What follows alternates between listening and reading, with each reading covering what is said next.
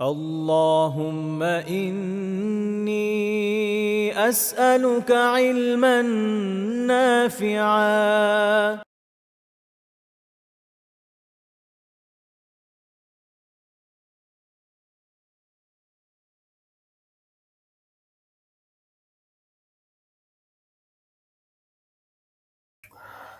আসসালামু আলাইকুম রহমতুল্লাহি বারাকাতুহু। আশা করি সবাই ভালো আছেন। সবাইকে স্বাগতম জানাচ্ছি আমাদের কবিরা গুনাহ বিষয়ক নিয়মিত দার্সে। গ্যাপে একটু দেখবেন যে সাউন্ডের কি অবস্থা, সাউন্ড কি ঠিক মতো পাওয়া যাচ্ছে? আর আমি আসলে গত মঙ্গলবার থেকে বেশ অসুস্থ ছিলাম, এখনো আছি, একদম পুরোপুরি ঠিক হয়নি। আচ্ছা, আলহামদুলিল্লাহ। তো আজকে আলহামদুলিল্লাহ আগের থেকে আল্লাহর রহমতে ভালো আছি। জ্বর সর্দি এই আর কি, ভাইরাল ইনফেকশন। তো ওষুধ চলছে, দোয়া করবেন যেন আল্লাহ তাআলা শীঘ্রই পরিপূর্ণ শিফা দেন, আমিন। এটা হচ্ছে প্রথম বিষয়। দ্বিতীয় বিষয় হচ্ছে এই কারণে গলা একদমই একটু বসে হচ্ছিল, এই জন্য কথা মাঝে মাঝে একটু ব্লার লাগতে পারে, আল্লাহ আলম। আহ, সমস্যা হলে অবশ্যই জানাবেন ইনশাল্লাহ। আলহামদুলিল্লাহ। তাহলে আমরা শুরু করে দিই, হ্যাঁ, ইনশাল্লাহ তাআলা। জাযাকাল্লাহু খাইরান। আলহামদুলিল্লাহ নাহমাদুহু ওয়া নাস্তাঈনুহু ওয়া নুসাল্লি আলা রাসূলিহিল কারীম ওয়া আলা আলিহি ওয়া সাহবিহি আজমাইন, আম্মা বাদ। আল্লাহ তাআলার অনেক শুকরিয়া যে আমরা আজকে আমাদের কবিরা গুনাহ বিষয়ক সম্পূর্ণ নতুন আরেকটি দর্স শুরু করতে যাচ্ছি। গত দিন আমরা যে বিষয় নিয়ে আলোচনা করেছিলাম শেখের কিতাব থেকে, সেটা হচ্ছে আপনাদের খেয়াল আছে হয়তো যে প্রথমে আলোচনা হয়েছিল আল্লাহ তাআলার রহমত থেকে নিরাশা এটা নিয়ে, এবং এরপর আলোচনা হয়েছে ওয়াল আমনু মিন মাকরিল্লাহ, বা আল্লাহ তাআলার যে কৌশল সেটা থেকে নিজেকে নিরাপদ মনে করা যায়, এটা কবিরা গুনাহ, এটা নিয়ে।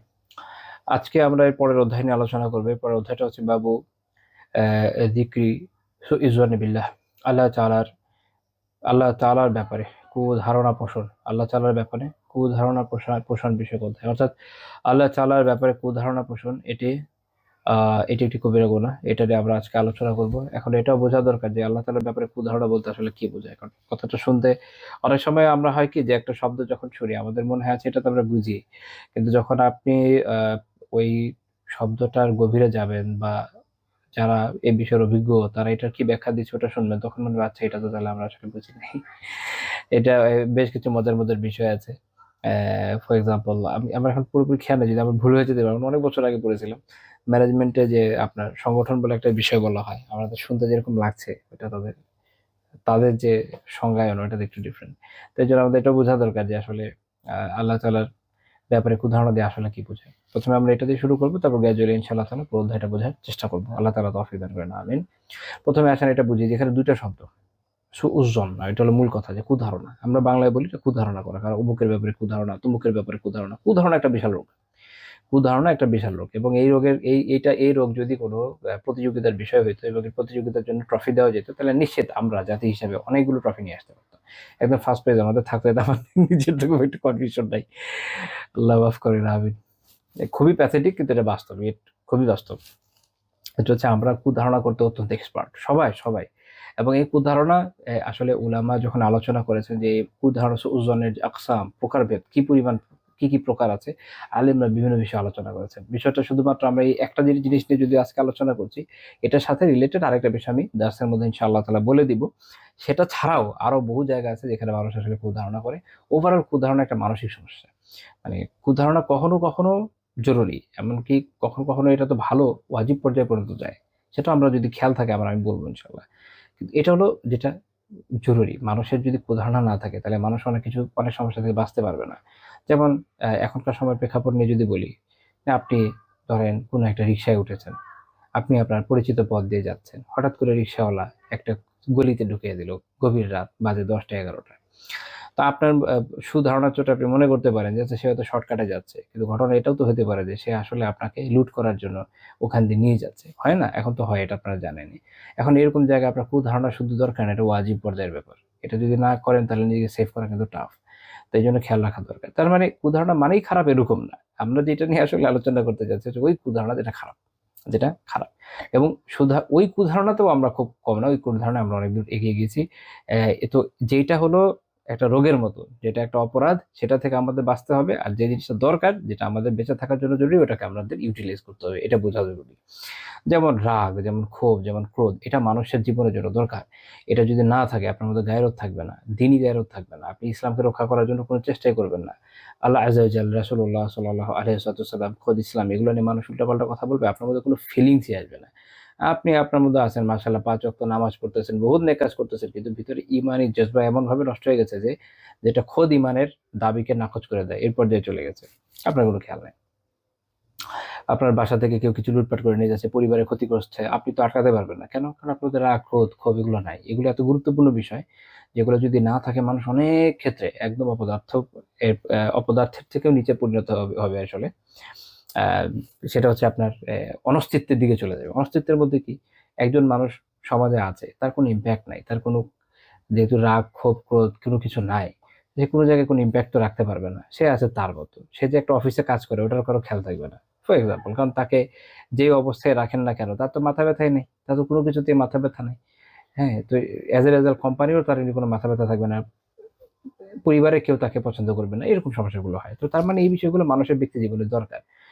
আবার এইটাই যদি আপনি রংলি ইউজ করেন, তাহলে ওটা ইউটিলাইজেশন হবে না, মিসইউজ হবে। সেটা হবে এরকম যে, আপনি হয়তো স্ত্রীর সাথে হয়তো রাগ করছেন, কর্মচারীদের সাথে করছেন, পরিচিত যে কারোর সাথে করছেন, কাউকে উপর এই কারণে আপনি জুলুম করলেন, যেটা অনেক সময় ক্ষমতাসীন লোকজন, নেতা, পুলিশ এরা করে। তো তাহলে ওই জিনিসটা রিসোর্স যেটা আল্লাহ তাআলা আমাদের মধ্যে দিয়েছেন, এটা দরকার। কিন্তু এটাকে যখন আপনি অজায়গায় কাজে লাগবেন, দ্যাটস ব্যাড। তখন এটা আপনার জন্য ক্ষতিকর, সমাজের জন্য ক্ষতিকর, সবার জন্যই ক্ষতিকর। তাহলে আমরা মূল বিষয়টা আগে বুঝি। তাহলে সুউজ্জ্বল বা কুধারণা জিনিসটা সব ক্ষেত্রে খারাপ এরকম না। বাট আমরা আলোচনা করছি সেটা নিয়ে যেটা খারাপ। এটা হলো পয়েন্ট। আচ্ছা। এটা আমি বললাম এইজন্য যে, অনেকে মনে করেন কুধারণা মাত্রই খারাপ, এমন না। কুধারণা মাত্রই খারাপ না। আলহামদুলিল্লাহ। কারণ কখনো, কখনো এটা ঈমান এবং জীবনকে রক্ষা করে। আচ্ছা। তো তো আমি যেটা বলছিলাম শুরুতে, যে এটা হলো ২ টা শব্দ নিয়ে একটা জোড়, সুউজ্জ্বল। সুউজ্জ্বল। সু মানে হচ্ছে, যেটা হচ্ছে খারাপ বোঝায়। আবিধানিকভাবে এটার অর্থ হচ্ছে খারাপ। এমনিতে যারা অভিধানবেত্তা, ওনারা আলোচনা করতে গিয়ে বলছেন, যেটা হচ্ছে আল ইসমুল জামে। এটা একটা ব্যাপক অর্থবোধক শব্দ, যেটার মধ্যে বিভিন্ন ধরনের আপদ, রোগ, ব্যাধি এগুলো থেকে নিয়ে গুনাহ, পাপাচার, তারপর বিভিন্ন মুনকার কাজকর্ম, এগুলো সবকিছুই এর ভিতরে ঢুকে যায়। তো তাহলে মন্দের ভিতর যত রকমের মন্দ হয় আসলে, মানুষের অসুস্থতা কখনো, কখনো মন্দ হয়। সবসময় মন্দ না, বাট কখনো, কখনো মন্দ। তারপরে আ মানুষ যে সকল অপকর্মে লিপ্ত, এগুলো তো অবশ্যই মন্দ। তারপরে হচ্ছে যে ধরনের আপদের মধ্যে মানুষ পড়ে, এগুলোও অনেক ক্ষেত্রে মন্দ হয়। এগুলো হচ্ছে সু। আর জন হচ্ছে ধারণা। জন এটা হচ্ছে আপনাদের মনে রাখতে হবে, স্বাভাবিকভাবে যখন বলা যায় জন, সেই জন না, কোনো কিছু নিয়ে যখন কেউ ধারণা করে, আর বলছে ধারণা, তার মানে হচ্ছে আলিমাহু বিগয়রি ইয়াকিন, অর্থাৎ ইয়াকিন বা দৃঢ় প্রত্যয় ব্যতীত সে এটা জানে। অর্থাৎ একদম দৃঢ় প্রত্যয়ের সাথে জানে না যে এটা এরকমই। হ্যাঁ? যেমন যেকোনো বিষয়ে আপনি একটা ধারণা করতে পারেন। যেকোনো বিষয়ে যেটা নিয়ে আপনার একদম দৃঢ় প্রত্যয় নাই। যেমন আপনি যে এক্সামটা দিয়ে আসছেন, আপনার মনে হইতে পারে যে এই এক্সামে আপনি যে এরকম অ্যান্সার করে আসছেন, আশা করা যায় আপনি মনে করতেছেন যে আমি এটা এই এতগুলো, আমি ধরেন এমসিকিউ এক্সামে আপনি ধরে নিয়েছেন যে আমি যেভাবে দাগিয়ে এসেছি, আমার যতটা খেয়াল আছে, এগুলো ঠিক আছে, আমি সব মিলিয়ে হিসাব করে দেখলাম যে না, এটা আমি 75 পাবো। এটা আপনার একটা জন। এটা ইয়াকিন না। কারণ এটা ইয়াকিন তখন হবে যখন আপনার কাছে আনসার শিটটা আসবে। আসার পরে বা রেজাল্টটা পাবলিশ হওয়ার পরে, তখন আপনি দেখলেন না আপনি 75ই পেয়েছেন, তাহলে এটা হচ্ছে ইয়াকিন। আবার হইতেও পারে 60 পেয়ে গেলেন, হতে পারে 50ও পেতে পারেন। আবার আপনার ধারণার বিপরীত হয়ে 80ও পেতে পারেন। তো মূল কথা হচ্ছে যে, যখন আপনি একদম চাক্ষুষ একটা জিনিস দেখছেন বা অন্য কোনোভাবে দৃঢ় প্রত্যয় জন্মাচ্ছে, এটা হচ্ছে ইয়াকিন। যেমন আমরা চাক্ষুষ একদম চোখে নিজে সরাসরি উপস্থিত হয়ে, আমি কখনোই লন্ডন দেখি নাই। বাট তার মানে এই না যে দুনিয়াতে লন্ডন নাই। আমার কাছে এটার এত দিক থেকে তথ্য আসছে, এত মানুষ বলছে, নেটে লেখা আছে, ওখানে ভিডিও পাওয়া যায়। সবকিছু মিলিয়ে এই বিষয়ে ইয়াকিন আছে যে আসলে লন্ডন বলে একটা শহর দুনিয়াতে আছে। তো তার মানে হলো, বিভিন্নভাবে তথ্য পাওয়ার পর যখন আমাদের দৃঢ় প্রত্যয় হয়, এটা হলো ইয়াকিন। আর যখন এটা হচ্ছে না, এটা বেসিক্যালি ওটা হচ্ছে ধারণা। আমি মনে করছি যে এটা এরকম হবে। প্রবল ধারণা হয়, আবার কখনো একটু দুর্বল ধারণাও হয়। যাক, এটা নিয়ে আর ইন ডেপথ আলোচনার দরকার নেই। আপাতত এটুকুই বুঝি, তাহলে এটা হচ্ছে জন, এটা হচ্ছে ধারণা।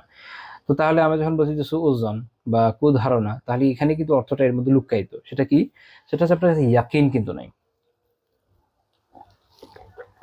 অর্থাৎ কারো বিষয়ে কোনো বিষয়ে আমরা ধারণা করছি, এটা কিন্তু ইয়াকিন বা দৃঢ় প্রত্যয়ের বিষয় না। যেমন যে উদাহরণটা তখন দিচ্ছিলাম, খেয়াল আছে? ওই প্রসঙ্গে যদি একটু আসি, যে রিক্সা নিয়ে যাচ্ছে রিক্সাওয়ালা, এটা 50-50 চান্স আপনাকে ঝামেলাও ফেলতে পারে, আবার আসলেই শর্টকাট নিয়ে রাস্তাকে সহজ করতে পারে, হু নোস। তাহলে 50-50 চান্স, এখানে কোনো ইয়াকিন নেই।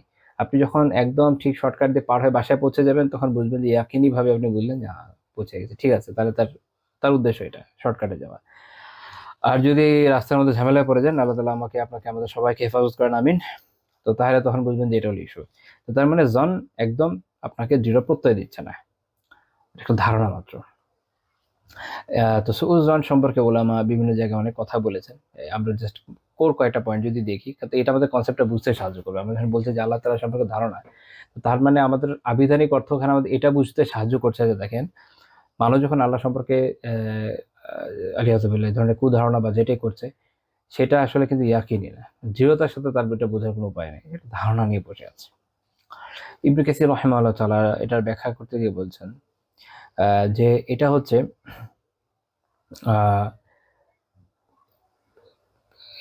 পরিবারের লোকজন, যারা নিকটবর্তী লোকজন আছে, এই ধরনের যত মানুষ আছে, তারা যারা উপযুক্ত নয় এই কাজের বলতে যে অপবাদ, তার উপর কোনো অপবাদ, ওই ধরনের লোকদেরকে অপবাদ দেওয়া বা খেয়ানতের অভিযোগ তাদের উপর আরোপ করা, যদিও তারা আসলে এটার উপযুক্ত নয়। তাহলে মানে আসলে তারা এটা ফি গায়রি মাহাল্লিহা, মানে অ্যাকচুয়ালি এরা এই অপবাদ পাওয়ার মতো মানুষ না, বা অ্যাকচুয়ালি এরা এরকম খেয়ানতের অভিযুক্ত হওয়ার মতো মানুষ না, কিন্তু যখন তাদের ব্যাপারে এই ধরনের চিন্তা মানুষ করছে, সেটা হচ্ছে সুউজ্জ্বল।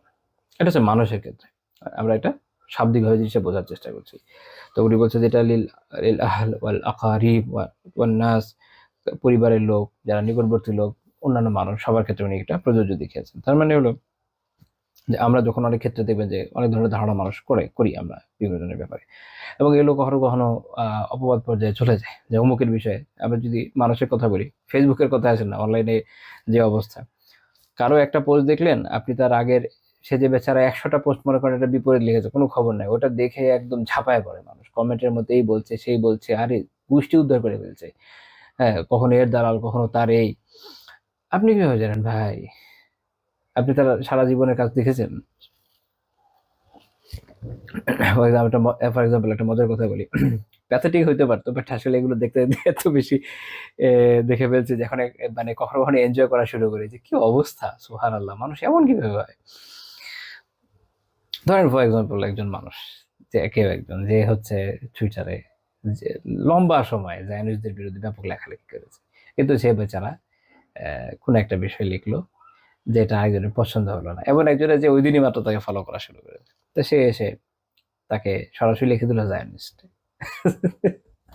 চিন্তা চিন্তা করেন তো, তাহলে আগের বিষয়গুলো কিন্তু সে আসলে ভাবে দেখলো না। তো এটা হচ্ছে সুউজ্জান, সুযোগ ধারণা।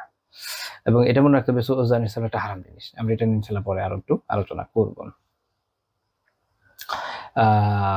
আরেকটা ব্যাখ্যা, নাজরাতুন নাঈম একটা কিতাব আছে। ইবনে কাসির রাহিমাহুল্লাহ এটা বলেছেন, হচ্ছে তাফসীরুল কোরআনিল আযীম, ওনার যে তাফসীর ইবনে কাসির ওইটাই।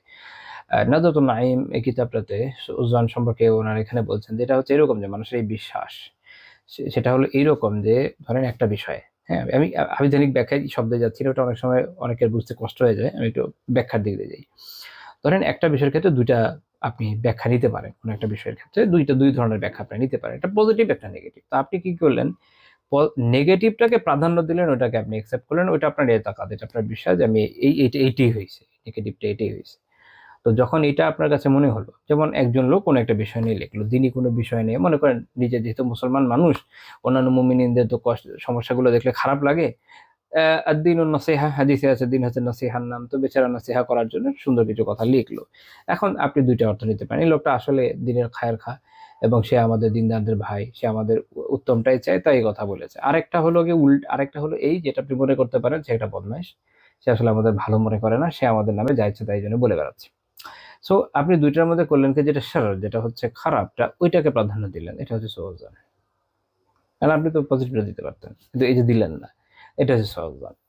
ইমাম মাওয়ারদি রাহিমাহুল্লাহ তাআলা ওনার খুব চমৎকার কিতাব আছে, আদাবুদ্দুনিয়া ওয়াদ্দীন, আদাবুদ্দুনিয়া ওয়াদ্দীন। এটার একটা সংক্ষিপ্ত সার অনেক আগে বাংলাদেশে প্রকাশ হয়েছিল মাকতাবাতুল হাসান থেকে, আমি জানি না পুরোটা পরে হয়েছে কিনা। ওটা যিনি অনুবাদ করেছেন আমার খুব এক সময় কাছের মানুষ ছিলেন। মানে এখন দূরত্ব হয়ে গেছে এরকম না, মানে অনেকদিন কথাবার্তা হয় না আর কি, বহুকাল কথা হয় না। জীবন আমাদের মানুষদেরকে এক একজনকে একই দিকে নিয়ে যায়। তো যাই হোক, তো তিনি ইমাম মাওয়ার্দি রাহিমাহুল্লাহ তাআলা আদবুদ দুনিয়া দিনে বলছেন যে এটা হচ্ছে সুজন কি জিনিস, সেটা হচ্ছে যে নির্ভরযোগ্য বা নির্ভরযোগ্যতা পাওয়ার দাবিদার, তার তাকে যখন আপনি নির্ভর করছেন না তার উপরে, বা তাকে আপনি নির্ভরযোগ্য মনে করছেন না, বা নির্ভরযোগ্যতার অভাব আছে তার সাথে আপনার, তখন যেটা তৈরি হচ্ছে এটা হচ্ছে সুজন। অর্থাৎ সে আসলে অনির্ভরযোগ্য লোক না, সে নির্ভরযোগ্য হতে পারে এমন লোকের ক্ষেত্রে যখন আপনি এটা গ্রহণ করছেন না, অর্থাৎ তাকে নির্ভরযোগ্য মনে করছেন না, তখন যে অবস্থানটা তৈরি হচ্ছে এটাকে আমরা কি বলছি, সুউজন। দেখেন এই শব্দের ভিতরে কিন্তু একটা চমৎকার ব্যাখ্যা আছে। তাহলে আপনি বললেন যে যে এটার আহল, অর্থাৎ যার আসলে যে অ্যাকচুয়ালি নির্ভরযোগ্য না, অ্যাকচুয়ালি কুধারণার মতো, তাহলে এমন লোকের ক্ষেত্রে কুধারণা তাহলে হারাম হওয়া উচিত না, রাইট? এই হলো সংজ্ঞা বোঝা কেন জরুরি। তাহলে আমরা এরপরে যখন একটু পরে আলোচনা করব, এই এই কথাটা মনে রাখেন, কাজে আসবে ইনশাআল্লাহ। এখন আমরা যদি এটা বিধান দেখি, ওজনের বিধান কি? হারাম। ইবনুল কাইয়িম রাহিমাহুল্লাহ তাআলা একটা অসাধারণ কিতাব আছে, আদ-দা ওয়াদ দাওয়া, আমার খুবই পছন্দের কিতাব। তো উনি এটার মধ্যে বলছেন যে ইয়াহরুমু সুউজ্জন, সুউজ্জন এক উদাহরণ, এটা কি? হারাম। ওয়া আম্মা সুউজ্জন বিল্লাহি তাআলা ফাহুয়া মিন আ'যামিয যুনুব। এই আল্লাহ তাআলার ব্যাপারে যে যদি আপনি সুউজ্জন করেন, এটা হচ্ছে সবচেয়ে বড় গুনাহ।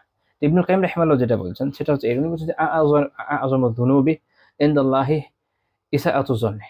আল্লাহ তাআলার ব্যাপারে উদাহরণ, এটা হচ্ছে আল্লাহ তাআলার কাছে এই সবচেয়ে সবচেয়ে বড় গুনাহ। এটা সম্পর্কে একটা হাদিসও পাওয়া যায়, বাট এই হাদিসের মধ্যে দুর্বলতা আছে। এটা ওনারা বলেন, এটা একটা কজ আছে যে যখন মানুষ আল্লাহ তাআলা সম্পর্কে কুধারণা করে, তখন সে বিভিন্ন ধরনের সমস্যার মধ্যে লিপ্ত হয়। আপনি কুফার মুশরিকিনদের কথা চিন্তা করেন না, যেমন ধরেন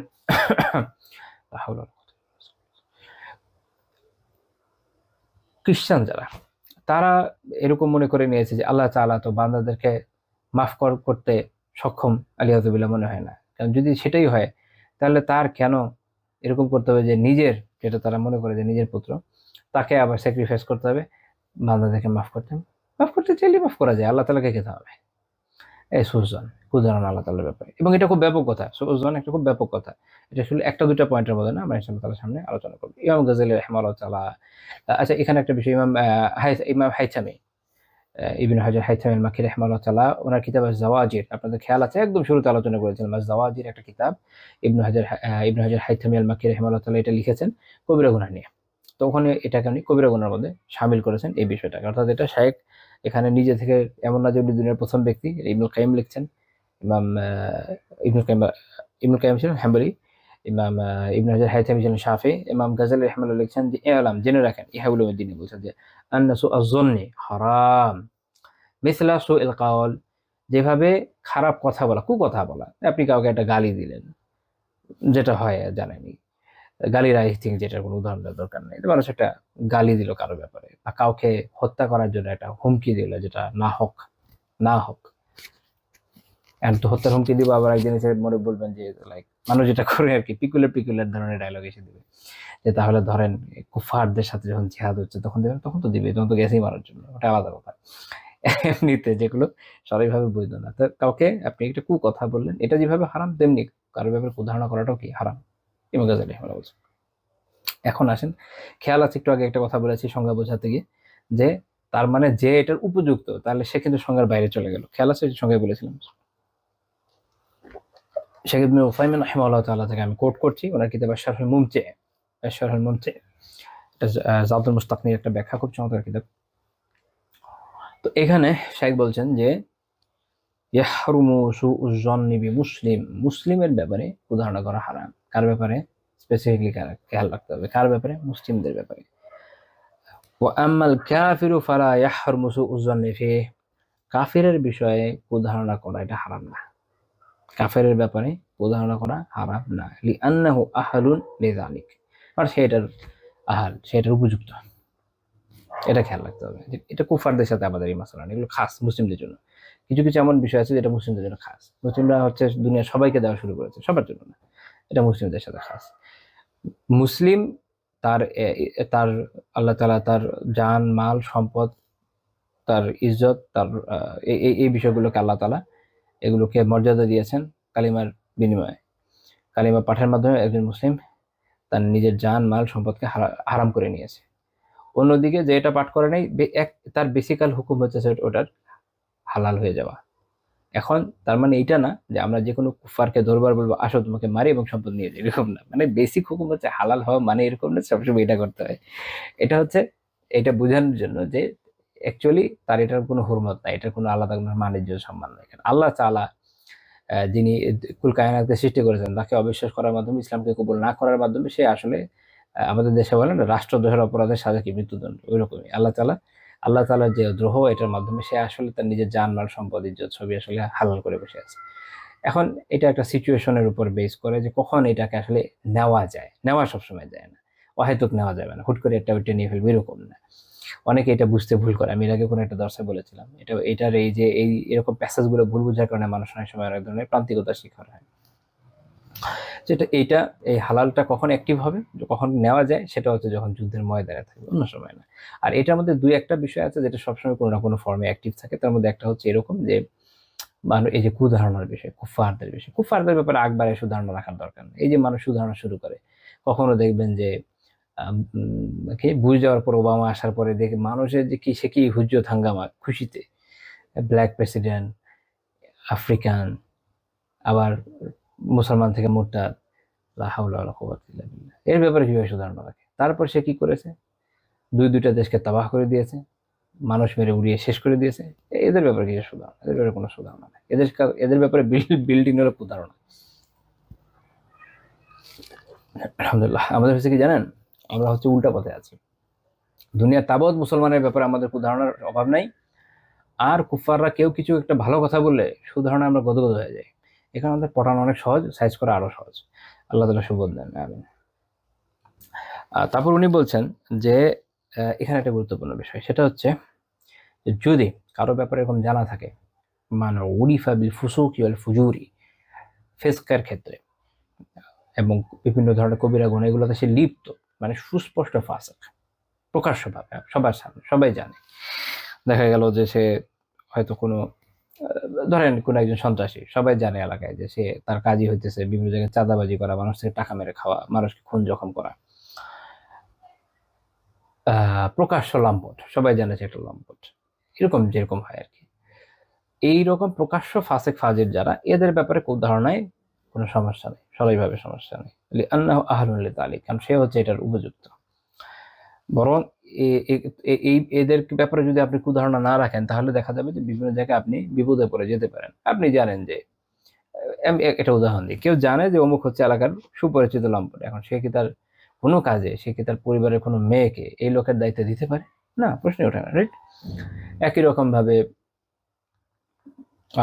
দেখা আপনি জানেন যে অমুক হচ্ছে এরকম যে যে মানুষের সম্পদ লুটপাট করতে অভ্যস্ত, আপনি কি ডেকে যেচে পড়ে এনে তাকে নিজের কোম্পানির শেয়ার হোল্ডার বানাবেন বা নিজের সম্পদের ট্রাস্টি বানাবেন? অবশ্যই না।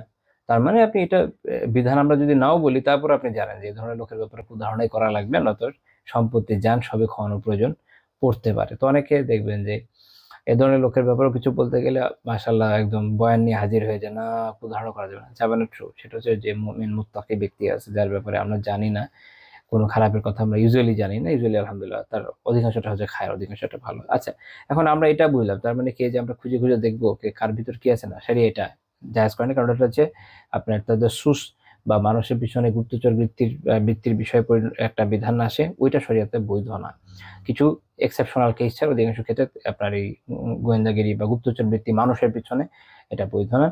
তো কাজে ওইটা আমরা করবো না যে কারো কে ভিতরে, বাড়ির ভিতরে কি করছে, গোপনে কি করছে, অমুকের বাসা কি হচ্ছে, ওই যে জানলা দিয়ে ফোঁটা দিয়ে দেখি, দরজা দিয়ে একটু কোণা দিয়ে দেখি, চাবির ফোঁটা দিয়ে দেখবো, বিভিন্ন ভাবে করে না মানুষ, বা দূর থেকে ক্যামেরা জুম ইন করে দেখে, এগুলো বৈধ না শরীয়তে, এগুলো হারাম, এটা করা যাবে না।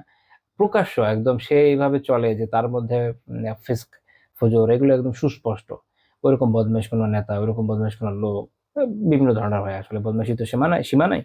তো এগুলো যখন আপনি দেখবেন, জানবেন যে হ্যাঁ সেই রকম, তখন তার ব্যাপারে ধারণা করেন, তার ব্যাপারে সতর্ক থাকেন যেন নিজে ক্ষতি থেকে বাঁচেন। কারণ শরিয়া যে বিধানগুলো দিয়েছে তা হিকমতপূর্ণ, প্রজ্ঞা রয়েছে এতে। কারণ এদের ব্যাপারে যদি কুধারণা না করেন, তাহলে আপনাকে সমস্যায় ফেলে দেবে। আপনি তখন তখন কি করবেন, বলবেন না আমি তো দিন পালন করতে গিয়ে ভুল করে ফেলেছি, এরকম না। আলহামদুলিল্লাহ। অনেকে যেটা করে এরকম জায়গাগুলোতে সুধারণা করে ঝামেলায় পড়ে এবং তখন বলে যে আমি তো এরকম খুব আহ, এবং তখন দেখা যায় যে সে মনে করে যে দিনের সমস্যা, দিনের কোনো সমস্যা নেই, আলহামদুলিল্লাহ দিন একদম পারফেক্ট। সমস্যা হচ্ছে এখানে যে দিন আমাদেরকে শিখিয়েছে এই সম্পর্কে আমরা অজ্ঞ। এই অজ্ঞতার কারণে আমরা ধরা খাই এবং ধরা খাওয়ার পর আমার মনে হয় যে আরে আমি দিনের কারণে এটা হলাম, এরকম না, এটা ভুল। অনেক মানুষ আছে, আমি একটু এই বিষয়ে একটু প্রাসঙ্গিক একটা কথা বলে নিই। দেখেন, আমি এখন পর্যন্ত অনেক ভাইদেরকে দেখেছি যারা যাদের ক্ষেত্রে আমি এরকম দেখেছি যে তাদের একটা বড় সমস্যা হচ্ছে যে তারা কোনো রকমের প্রান্তিকতা বিভিন্ন সময় আক্রান্ত হয়ে যান। হতে পারে বাড়াবাড়ির দিকে চলে যান বা ছাড়াছাড়ির দিকে চলে যান, কোনো না কোনো প্রান্তিকতার দিকে চলে যান। আমি একটা কথা বলে রাখি, ফুকাহা মুহাদ্দিসিনদের যে পথ, এটা হচ্ছে আসলাম, এটা হচ্ছে নিরাপত্তম পথ। এই পথ খুব সতর্কতার সাথে অবলম্বন করা দরকার। ওনারা কি বলেছেন জেনে ওই অনুযায়ী আমল করা দরকার, তাহলে ইনশা আল্লাহ তাআলা দুনিয়া আখিরাতে কোথাও ঝামেলায় পড়বেন না। তো মানুষ যখন যেহেতু এটা ওভাবে বুঝে না, তার অনেক ক্ষেত্রে কি করে নিজের মতো বোঝার চেষ্টা করে, অমুক তমুক বক্তার পিছনে দৌড়ায়, মোটিভেশনাল বক্তা, আহ, কিছুটা বইপত্র পড়েছে এরকম, বা কোথাও কোনো কোনো ইসলামিক সিলেবাস হয়তো কমপ্লিট করেছে, সেটা 2-3 রকমের মাদ্রাসা বাংলাদেশে আছে এগুলা, বা ইসলামিক স্টাডিজ, বা দেশের বাইরে বিভিন্ন 3-4 রকমের ইউনিভার্সিটি পদ্ধতি আছে, মালয়েশিয়ার, আহ, সৌদি আরবের, মিশরের, তুর্কির, যে কোনো একটা থেকে মনে করেন পড়ে আসছে, বা সিরিয়ার সেমিনারি, এনিওয়ার যেখান থেকে পড়ুক। কারণ আমি এটা বললাম এটা বোঝানোর জন্য যে সিস্টেম অনেকগুলো, একটা দুটো সিস্টেম নেই। এখান থেকে মনে করেন পড়ে আসছে আলহামদুলিল্লাহ। তো এরকম লোকজনকে তারা অনুসরণ করতেছেন, কিন্তু ওই যে প্রান্তিকতার বিষয়টাকে ওটাকে তারা খেয়াল রাখছে না যে না, এটা কিন্তু একটা প্রান্তিকতার দিকে আপনাকে নিয়ে যাচ্ছে। তো যখন মানুষ এই ধরনের প্রান্তিকতার দিকে যায় বা এদেরকে অন্ধভাবে ফলো করে বা নিজের খেয়াল খুশি অনুযায়ী দিন বোঝার চেষ্টা করে, তখন মানুষের সমস্যা যেটা হয় যে জীবনে কখনো কখনো যখন প্রবলেমে পড়ে, এদের তো আসলে ইমান আল্লাহ আলম কোনো না কোনো সেন্স হয়তো দুর্বলই থাকে, তখন তাদের মনে হয় যে না আমি তো আসলে এই এই জিনিসটাই মনে হয় খারাপ। কিন্তু আপনাকে আগে বুঝতে হবে যে বিষয়টাকে আসলে এরকম। আপনি কি পারফেক্টলি শিখেছেন? প্রথম কথা হচ্ছে আপনি যার থেকে নিচ্ছেন সেটা ঠিক ছিল, আপনি হয়তো ভুল ব্যক্তির থেকে নিয়েছেন, হয় স্বাভাবিক না, খুবই স্বাভাবিক। দ্বিতীয় এটা হতে পারে যে না ব্যক্তি শুধু ভুল ব্যক্তি না, ভুল মতবাদ থেকেও নিয়েছেন। কখনো কখনো ভালো ব্যক্তিও তো ভুল মতবাদ অনুসরণ করে, তাই না? সেটাও হতে পারে। আবার এমনও হতে পারে যে আপনি সবই ঠিক ছিল, বাট আপনি আসলে নিজে বেশি বুঝেছেন, আলিমদের থেকে বেশি বুঝেছেন। ওভারঅল যে দিন ইলম আছে ওটা ওইটা যেভাবে আসলে আপনাকে জানাচ্ছিল ওলামা, বা যেভাবে আপনি পাচ্ছিলেন তার থেকে কয়েক লাইন বেশি বুঝে গেছেন বা কম বুঝেছেন, এই কারণে আপনি সাফার করেছেন। এই জন্য সবার আগে নিজেকে প্রশ্ন করেন যে আপনার সকল মেথডটা ঠিক আছে কিনা, নলেজটা ঠিক আছে কিনা, নলেজ আর্নিং করার যে মেথড এটা ঠিক আছে কিনা, সেটা আপনার ফুলফিলমেন্ট ছিল কিনা, এটার আপনার অ্যাপ্লাই করাই ঠিক ছিল কিনা, নাকি আপনি নিজে ভুল করেছেন। এভাবে যে থরো প্রসেসে যখন আসবেন আপনি বুঝবেন যে ভুলটা কোথায়। সেটা যখন করবেন না, তখন আপনার মনে হবে যে আমার এটা এই জিনিসটাই ভুল। এটা আমি জীবনে অনেক জনের ক্ষেত্রে দেখেছি, এবং তারা সাফার করার পর তারা মনে করেছে যে আমি এটা হচ্ছে কারো আলিয়াদুবিল্লাহ, কারো তো মনে হচ্ছে দিনেই সমস্যা, দিন থেকে সরে গেছে। কারো মনে হচ্ছে না দিনের সমস্যা না, অমুক মানহাজ যেহেতু আমি অ্যাকসেপ্ট করেছি ওটার মধ্যে সমস্যা, তো আমি এখন এটা থেকে একদম ইউটার্নে আরেক দিকে চলে যাবো। এটা ফেয়ার না। এটা হচ্ছে উদর পিন্ডি ভুতুর ঘাড়ে চাপানো। আহ, তো এই প্রসঙ্গে এটা বললাম। এটা এমন না যে শেখ হোসেন রাহিমাহুল্লাহ প্রথম বলছেন, ইমাম ইবনু বাত্তাল রাহিমাহুল্লাহ তাআলা সহিহ বুখারীর একদম প্রথম ব্যাখ্যাকার, শারহ সহিহ বুখারী যেটা উনি লিখেছেন, ওখানে উনি বলছেন যে সুউজ্জন্নি জাইজুন ইনদা আহলিল ইলমি, আহলুল ইলমদের কাছে, আলিমদের কাছে কুধারণা বৈধ কোথায়, লিমান খানা মুজহিরা লিল কাবিহ, যার থেকে বিভিন্ন নিকৃষ্ট বিষয় একদম প্রকাশ্য এরকম ব্যক্তির ব্যাপারে কুধারণা করা আহলুল ইলমদের মধ্যে জায়েজ। ইবনু বাত্তাল রাহিমাহুল্লাহ তাআলা এটা বহুকাল আগেই বলে দিয়েছেন। আচ্ছা, এবার আমরা এর পরের পয়েন্টে চলে যাব। তাহলে আমরা কুধারণা জিনিসটা তো বুঝলাম, তাহলে এটা মানুষের সাধারণ ক্ষেত্রে দিনদার মুত্তাকি মুমিনদের ব্যাপারে কুধারণা করা এটা বৈধ না। আচ্ছা, তাহলে এটা কি মানে আমার গ্রুপের সাথে সম্পৃক্ত, আর আরেক গ্রুপ ফেলে কোনো সমস্যা নাই, রাইট? এটা এরকম না। আমাদের দেশের হয়েছে যেটা, দেখবেন যে একদিক থেকে আছে, আমাদের দেশে তো অনেকগুলো, আমি কারো নেম টেক করতেছি না, বাস এমনি একটা উদাহরণ হিসেবে বলছি, কেউ কাইন্ডলি মনে কষ্ট নেন না। যেমন মনে করেন আমাদের দেশে হানাফি আলিমদের অনেকগুলো গ্রুপ আছে, দেওবন্দি আছে, রিজভী আছে, বালাকোটি আছে, বালাকোটিদেরও অনেকগুলো আবার গ্রুপ আছে, আহ, আবার সালাফি আলিম তাদেরও গ্রুপ আছে, জমিয়ত আছে, আহলে হাদিস আন্দোলন আছে, অনেকগুলো গ্রুপ আছে। তো আমি যেটা বললাম যে এরকম একটা দুইটা গ্রুপ না, অনেকগুলো গ্রুপ, যারা এরা হচ্ছে ইসলামের মানে ইসলামের যারা মূল ধারার প্র্যাকটিস করতেছে, অর্থাৎ যারা হয় হানাফি ফিকের অথবা সালাফিয়াকে একসেপ্ট করে এগিয়ে যাচ্ছে। তো তাদেরও কিন্তু গ্রুপ একটা দুইটা না, ভিতরে অনেকগুলো সাব গ্রুপ আছে। তো আল্লাহর বান্দারা অনেক ক্ষেত্রে আমি এরকম বিভিন্ন সময় দেখি গ্রুপ অথবা গ্রুপেরও সাব গ্রুপ, তাদের একটা এক ধরনের মানে একটা কনজারভেটিভনেস থাকে। কনজারভেটিভনেস হচ্ছে এরকম যে কুধারণা আমরা আমার নিজের লোকের ক্ষেত্রে করবো না, বাকি দুনিয়া সবার ক্ষেত্রে করবো, এটা না, এটা শরীয়ত আমাদের শিখায় নাই। প্রত্যেক মুমিন মুত্তাকির ব্যাপারে আমাদের কুধারণা থেকে বাঁচা জরুরি, প্রত্যেকের। তা আমি কোন একটা গ্রুপ করি বা সেটারও কোনো একটা সাব গ্রুপ করি, ও হবে, ওটা একটা নলেজের স্বাভাবিক বৈশিষ্ট্য, যে নলেজ যখন থাকবে এটা আপনাকে একটা গ্রুপ তৈরি এমনি করে দিবে। কারণ প্রত্যেকটা মানুষেরই একটা আলাদা আলাদা পারসেপশন থাকে, পারসেপশনের কারণে আপনি একবার এক দিকে যাবেন, এটাই বাস্তবতা। আলাদা আলাদা গ্রুপ হবে, সাব গ্রুপ হবে, তার ভিতরে পিছকি গ্রুপ হবে, ন্যাচারাল। এটা এটা আসলে আপনি কখনো বন্ধ করতে পারবেন না, যেহেতু মানুষ, আমরা সবাই স্বাধীন, আল্লাহ তাআলা স্বাধীন মাইন্ড দিয়েছেন আমাদেরকে। যদি সবাই রোবোটিক হইতো তাহলে একটা প্রোগ্রাম করে দিতেন, সবাই একই রকম চলতো, সেটা তো পসিবল না। কিন্তু সমস্যা হচ্ছে যেটা, যে শরিয়ার আমাদের এখানে কিছু মানদণ্ড দিয়েছে, যে এটা যদি আমরা অনুসরণ করি তাহলে আমাদের মধ্যে ক্ল্যাশ হবে না, হেলদি আলাপ আলোচনা হবে, এর মাধ্যমে জ্ঞান সমৃদ্ধ হবে।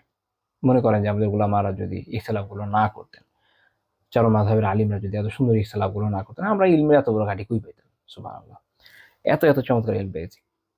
ফর এক্সাম্পল, হাদিসের কিতাবগুলো যখন পড়ি, আমি মাঝে মাঝে আপনাদের যখন বিভিন্ন কিতাব থেকে শোনাই, এখানে কিন্তু অনেক মাযহাবের আলিমরা থাকেন, কেউ হাম্বলি, কেউ শাফিঈ, কেউ মালিকি, কেউ হানাফি, রাইট?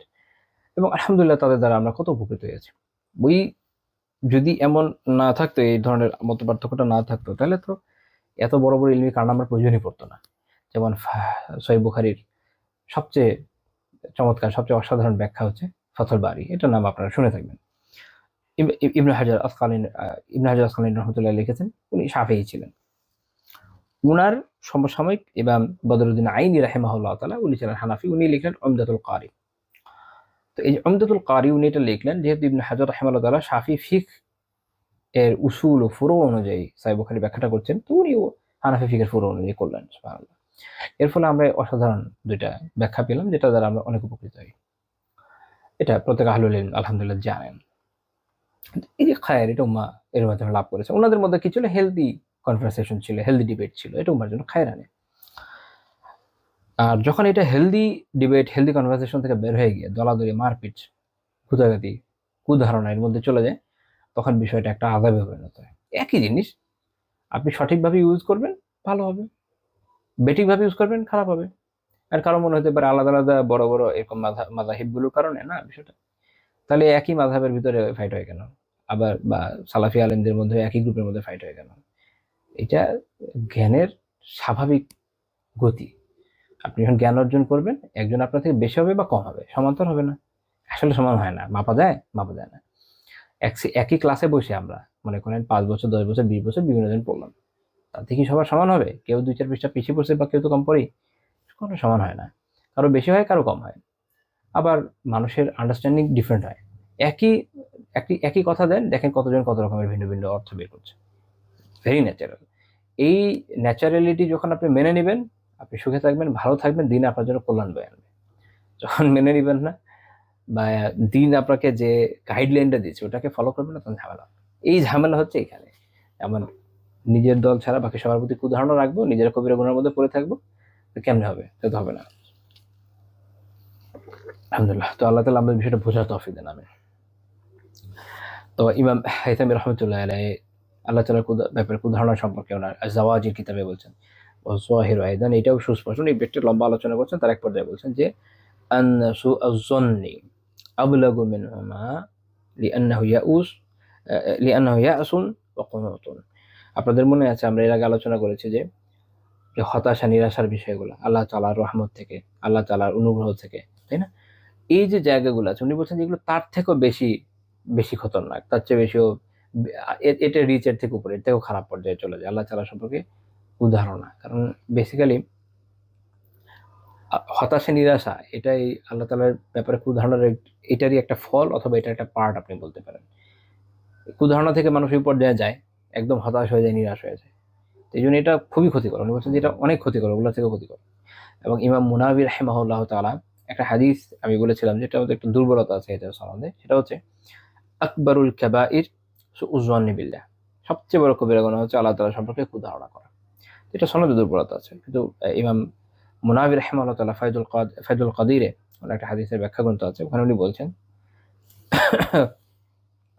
যে ফাহু আকবরুল কাবাইর আল ইতিকাদিয়াহ বা'দাল কুফর, কুফরের পরে এটা হচ্ছে আকীদাগত সবচেয়ে বড় কবিরা গুনাহ। উনি এটার কবিরা গুনাহ, বড় কবিরা গুনাহ হিসাবে, কবিরা গুনাহ যে এটা আমরা অন্য আয়াত থেকে জানি, হাদিস থেকে জানি, মানে দলিল আমাদের আলাদা আছে। বাট এইটার উপর বেস করে উনি একটা মন্তব্য করেছেন যে আসলে এই জিনিসটা, আল্লাহর ব্যাপারে কুধারণা রাখাটা, এটা আকীদাগত ক্ষেত্রে যে কবিরা গুনাহগুলো হয় সেই হিসেবে কুফরের পরে এটা সবচেয়ে বড়। এটা বাস্তব।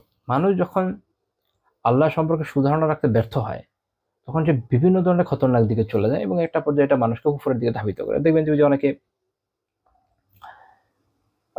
যারা মুরতাদ হয় তাদের অনেকে কখনো কখনো এরকমও হয় যে সে হয়তো ফ্যামিলিগত কোনো সমস্যায় আছে, বা তার যে ইকোনমিক্যাল সলভেন্সি সে আশা করে বা যে বেনিফিট সে আশা করে সেটা সে হয়তো পাচ্ছে না, বা বিভিন্ন ধরনের সমস্যায় পড়ে না মানুষ, জীবনে স্ট্রাগল করছে। তো এটার কারণে তার মনে হচ্ছে যে আমি মনে হয় এখান থেকে আর বেরোতে পারবো না, কেন হবো না।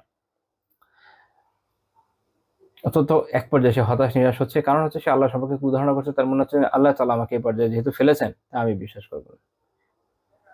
এসে এটা কোনো কথা? কেউ এরকম আছে দেখবেন যে এরকম কথা বলে, আমি দেখেছি যে লাইক আল্লাহ তাআলা তাকদীর লিখেছেন, এই জন্য আমার আজকে এই অবস্থা, তো আমি আল্লাহ তাআলার ইবাদত করবো না, আল্লাহ তাআলাকে বিশ্বাস করবো না। আচ্ছা, আপনি তো তাকদীর বিশ্বাস করে বসেছেন, তাহলে আজীব ব্যাপার।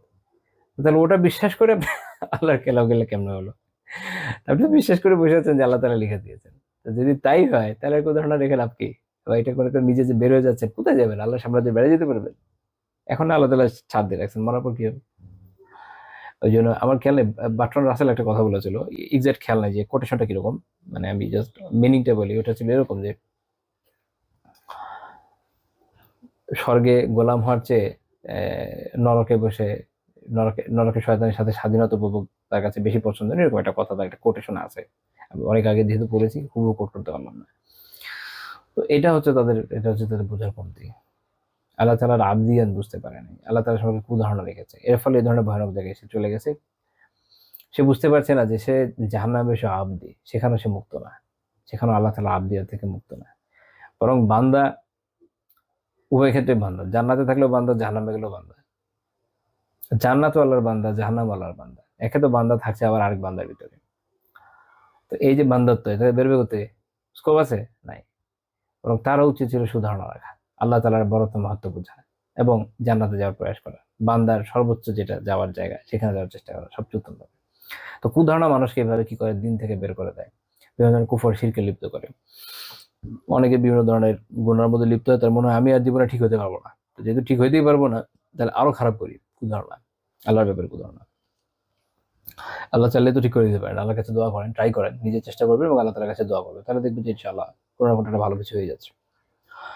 তো তাহলে আল্লাহ তাআলার ব্যাপারে উদাহরণ সম্পর্কে আমরা কিছু বুঝলাম, বাট কনসেপ্ট হিসেবে যদি বোঝার চেষ্টা করি আসলে এটা কি কি জায়গায় প্রযোজ্য। ইমাম আব্দুর রউফ মুনাওয়ি রাহিমাহুল্লাহ তাআলা ওনার কিতাব হচ্ছে তাইসির বিশারহিল জামি আস-সগীর, উনি বলছেন যে, আমি একটু ব্যাখ্যা করি শব্দে শব্দে, যে উনি বলছেন যে আল্লাহ তাআলা সম্পর্কে উদাহরণ হচ্ছে এরকম যে, যেমন কেউ এরকম মনে করলো যে আল্লাহ তাআলা যেন সব বিষয় আমাদের জন্য যথেষ্ট না। আসলে কি তাই? আল্লাহ তাআলা সর্বক্ষেত্রে আমাদের জন্য যথেষ্ট নন কি?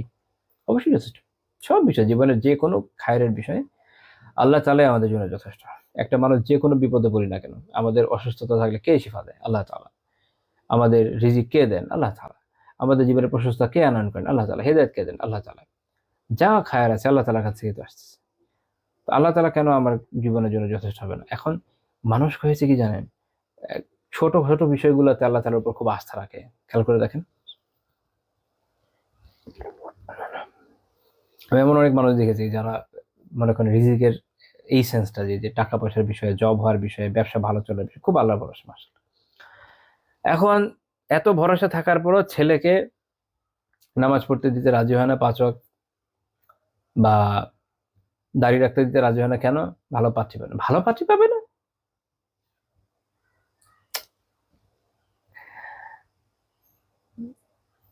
বলছে বেপর্দা পাত্রী পাবে না। এটা কি ভালো পাত্রী? ওটা ভালো পাত্রী না। বুঝার ভুল। কিন্তু এটা হলো পয়েন্ট, যে সে মনে করছে যে সে এটা পাবে না। আচ্ছা, বিয়ে তো রিজিক নাকি? এ তো রিজিক। তো তাহলে টাকা এসব বিষয়ের ক্ষেত্রে ভরসা করতে পারছে আল্লাহর উপর, কিন্তু এই ক্ষেত্রে পারছেন না। তার মানে হচ্ছে আল্লাহ তাআলাকে সে তার প্রত্যেক বিষয়ে যথেষ্ট মনে করছে না, রাইট? এই হচ্ছে কবিরা গুনাহ। এরকম মনে হচ্ছে যে এই বিষয়ে আল্লাহ তাআলা আমাকে সাহায্য করবেন, তা আমি একটা আল্লাহ তাআলার জন্য এই একটা বিষয়ে রিস্ক নিয়ে অমুক খারাপটা থেকে বাঁচি, সাহস হয় না। এ হচ্ছে আল্লাহ তাআলাকে সব বিষয় যথেষ্ট মনে না করে, এটা ধরনের কবিরা গুনাহ। তারপরে এরকম হতে পারে যে সে মনে করছে যে আল্লাহ তাআলা আমার প্রতি রহম করবেন না, যেটা আমরা এর আগে আলোচনা করে আসছি, যেহেতু এটা রাগাচ্ছি না। বা সে মনে করলো যে আল্লাহ তাআলা তো আমাকে মাফ করবেন না। কেন না? আল্লাহ তাআলা কি বলেছেন? আল্লাহ তাআলা তো তার রহমতের বিষয়ে, তার ক্ষমার যে ব্যাপকতা, এ সম্পর্কে আমাদের জানিয়ে দিয়েছে। তাহলে আমাদের কাজ হলো এটা বিশ্বাস করা, অবশ্যই আল্লাহ তাআলা ক্ষমা করবেন। ইমাম সানাআনী রাহিমাহুল্লাহ তার কিতাব আত-তানবীর শারহুল জামি' আস-সগীর উনি এটা বলছেন। সেম হাদিসে যেটা একটু আগে বলেছেন যে আকবরুল কাবাইর সু'উজ যান্নি বিল্লাহ, যেটা দাঈফ হাদিস, বাট ওইটা আলোচনায় উনি একটা কথা বলছেন যে হুয়া মিন সিফাতিল মুনাফিকিন ওয়াল মুশরিকিন। এই যে এই কাজটা আল্লাহ তাআলা সম্পর্কে উদাহরণ রাখেন, এটা বেসিক্যালি কাদের সিফাত, কাদের বৈশিষ্ট্য? মুনাফিক এবং মুশরিকদের বৈশিষ্ট্য। এটা খেয়াল রাখতে হবে। কাদের বৈশিষ্ট্য? মুনাফিক এবং মুশরিকদের বৈশিষ্ট্য। সূরা আল ফাতহের 12 নম্বর আয়াতে আল্লাহ তাআলা বলেছেন ওয়াজনানতুম যন্না সাউই ওয়া কুনতুম কওমান বুরা। আল্লাহ তাআলা মানে এদের ব্যাপারে কি বলেছেন যে তোমরা আল্লাহ তাআলার ব্যাপারে কি করেছো? তোমরা আল্লাহ তাআলার ব্যাপারে কুধারণা পোষণ করেছো। আল্লাহ তাআলা সূরা আল ফাতহের 6 নম্বর আয়াত, এটা আমি একটু পরে আবার আলোচনাও করব ইনশাআল্লাহ। ওখানে আল্লাহ তাআলা এরকম বলেছেন ওয়া ইউআযিবুল মুনাফিকিন, আল্লাহ তাআলা মুনাফিকদেরকে আযাব দিবেন। কেন? তার একটা পর্যায়ে গিয়ে বলেছেন আয-যন্নিনা বিল্লাহি যন্না সাউ, এরা হচ্ছে যে আল্লাহ তাআলা সম্পর্কে কুধারণা করে। এজন্য আল্লাহ তাআলা তাদের আযাব দিবেন। আরেক জায়গায় আল্লাহ তাআলা সূরা আলে ইমরান 154 নম্বর আয়াতে বলেছেন ইয়াযুন্নুনা বিল্লাহি গায়রাল হক যন্নাল জাহিলিয়াহ, তারা বেহক না হক পন্থায় আল্লাহ তাআলার ব্যাপারে জাহিলিয়াতের মতো কুধারণা পোষণ করে। অর্থাৎ জাহেলি বৈশিষ্ট্য। আল্লাহ তাআলা সম্পর্কে কুধারণা পোষণ করা কাদের বৈশিষ্ট্য? জাহেলি বৈশিষ্ট্য। তারপর উনি সানানী রাহিমাহুল্লাহ ব্যাখ্যা করছেন যে আল্লাহ তাআলার ব্যাপারে আল্লাহ আযজা ওয়া জাল্লার ব্যাপারে কুধারণার ভিতরে কি কি বিষয় যায়। উনি এটা নিয়ে আলোচনা করছেন যে আল্লাহ তাআলার যে সুউচ্চ মর্যাদা, তার যে সুন্দর সুন্দর নাম সিফাত, এগুলোর খেলাফ যে কথাগুলো মানুষ চিন্তা ভাবনা করে, বেসিক্যালি এগুলোই তার কি এগুলো হচ্ছে তার সুউজ্জন, এটা হচ্ছে তার ধারণা। আল্লাহ তাআলার রহমত কারণে বলা, রাইট? আল্লাহ তাআলা রহিম, আল্লাহ তাআলা রহমান। এখন কেউ যদি মনে করেন আল্লাহ তাআলা আমার প্রতি রহম করছেন না, আরে রহম না করলে বেঁচে আছেন কিভাবে? শ্বাস নিচ্ছেন কিভাবে? আল্লাহ তাআলা কি কার প্রতি কিভাবে কি রহম করবেন এটা আপনার থেকে জেনে করবে? আল্লাহ তাআলা তো হচ্ছেন রাজাধিরাজ, তিনি কারটা শুনবেন? আমরা তো ভিক্ষুক মাত্র। ফুকারা ইলাল্লাহ, আল্লাহ তাআলার কাছে আমরা ভিক্ষুক মাত্র। আমাদের কাজ হচ্ছে চাওয়া। আমরা চাইতে থাকবো, আল্লাহ তাআলা ইনশাআল্লাহ তাআলা দিবেন। এটা এই দৃঢ়তার সাথে চাইতে হবে, আল্লাহ তাআলা দিবেন। দোয়া করতে থাকেন। আপনার মনে হচ্ছে যে সংকীর্ণতা ফিল করছেন, জীবনে মানুষ সংকীর্ণতা ফিল করে, তখন আমাদের কাজ হচ্ছে আল্লাহ তাআলার দিকে মুতাওয়াজ্জিহ হওয়া, দোয়া করতে থাকা, আল্লাহ দেন, আমাকে দিতেই হবে, দেন, আমি খুব চাই, আমাকে দেন। আল্লাহ তাআলা আল্লাহ তাআলা হচ্ছেন দোয়া কবুলকারী। আপনি কি মনে করছেন যে দোয়া তিনি কবুল করছেন না? কোন ধারণা এটা? দোয়া করতে হবে, দৃঢ়তার সাথে করতে হবে, কবুল হচ্ছে। এখন কবুল হওয়াটা আপনারা জানেন যে অনেকগুলো ফর্ম আছে। কখনো হয়তো আল্লাহ তাআলা সরাসরি বিপদটা দূর করে দিচ্ছেন, বা যেটা চাচ্ছেন হুবহু এটা দিচ্ছেন। আবার আপনি যেটা চাচ্ছেন তো ভালো নাও হইতে পারে। তাই না? আলহামদুলিল্লাহ। আমাদের আমি আগে একটা এরিয়াতে ছিলাম, ওখানে আমাদের একজন ইমাম সাহেব ছিলেন, একটা মজার কথা বলছিলেন একবার। আমার খুব ভালো লাগছে কথাটা। উনি বলেছিলেন যে উনি যখন ওনার স্টুডেন্ট লাইফ, যেহেতু অনেক বয়স, অনেক বছর আগের কথা, লাইক 90-এর দশকে। উনি বললেন যে আমি আল্লাহ তাআলার কাছে একসময় দোয়া করতাম, আল্লাহ আমার একটা 5,000 টাকা বেতনের চাকরির ব্যবস্থা করে দেন। ওই সময় মনে হচ্ছে যে অনেক টাকা। উনি বলছেন আমি আল্লাহর অনেক শুকরিয়া আদায় করি, উনি আমার দোয়া কবুল করেন নাই। ওইটা হলে এখন তো চলতেই পারতাম না। 5,000 দিয়ে এখনকার সময় চলা বুঝেন। তো আল্লাহ তাআলা তাকে এত বছর এত প্রশস্ততা দিয়েছেন আলহামদুলিল্লাহ। তার যেহেতু ট্রাভেলের ইয়েতে আপনার হজ উমরার ইয়েটা আছে, ব্যবসাটা আছে। এর সাথে অন্যান্য দিকে আলহামদুলিল্লাহ বেশ কিছু বড়, বড় জায়গায় উনি আছেন। উনার আল্লাহ তাআলার মেহরবানিতে প্রচুর ইনকাম, আল্লাহ তাআলার মেহরবানিতে।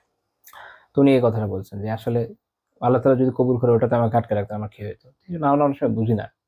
জীবনে অনেক ক্ষেত্রে আমাদের মনে হয় যে এটা যদি অমুক জায়গায় যেতে পারলাম না, আল্লাহু আলাম, না যাওয়াতে হয়তো ভালো হয়েছে।